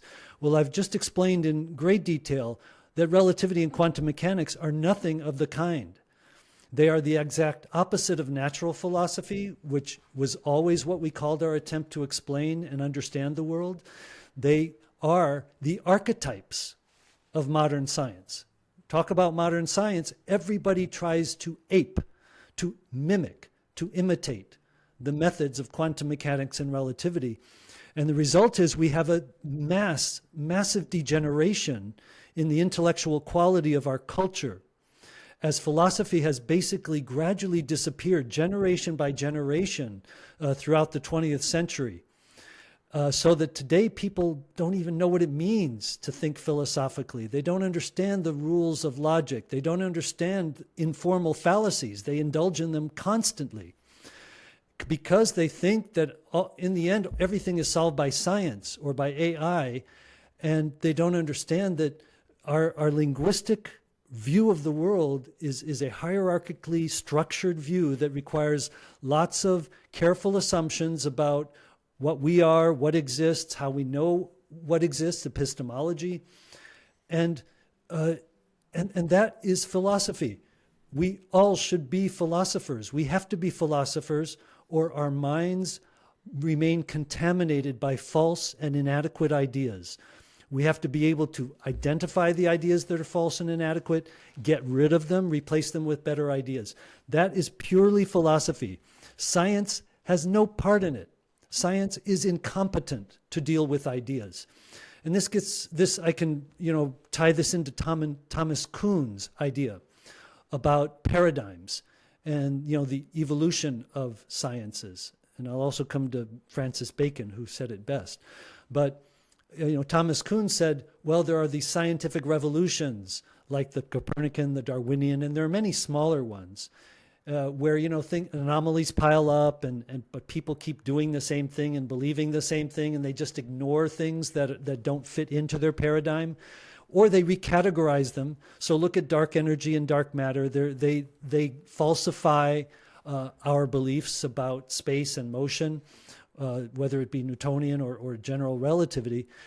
And so we fix it, or we just say, oh, there's some magic particle or magic energy that's causing it. That's trying to keep a dead paradigm alive. That's all it is. And so they keep the paradigm alive until another paradigm replaces it. Well, that's not a scientific revolution because, as Kuhn said, sciences operate within paradigms. The science works within a set of ideas about what exists, how we study it, how we know things. That's a paradigm. And so sciences work within paradigms. Well, what do you call the intellectual process that we use to question those paradigms and replace them with better paradigms? That's philosophy. It's natural philosophy. It is the full, unfettered use of our linguistic intelligence to understand and explain the world and ourselves. That is philosophy. That is not science. Science is what we have today, which is like a decerebrated philosophy. The higher mental functions have been removed. And so everyone, the articles of all sciences are filled, the journals of sciences are filled with these articles that, where somebody's measured and counted something. That's the only way to get it published, is to measure or count something and say, hey, look what I measured and counted. You will never see articles where people talk about, fundamental assumptions and theories. Physics journals are absolutely, horrified by anybody who discusses anything as I'm discussing. And I know because I've submitted articles to and communicated with, many, many physicists and probably 20 or 30 journals. Nobody ever has an argument against, the philosophical problems that plague their science. But I'd like to get back to Francis Bacon because he said it very well. He said a lot of things very well. And one of them was, I have several of his quotes in my philosophical inadequacy paper. One of them is that philosophy is the great mother of the sciences. And then he compared it to a tree, the roots of a tree. He says, if sciences are cut off from this root, they will wither and die. And that is what is happening with our physics. It is dead. It's been dead for many, many decades. They're keeping the dead horse alive by trying to dot the I's and cross the T's. But it is dead because it has failed. It fails the most basic tests of philosophy. Does it make sense of the world? Does it make sense to think that the world is just my experiences and measurements? Or should we say that there is a cosmos that is physical that's causing all this to happen? That's a basic philosophical distinction that's missing from current physics.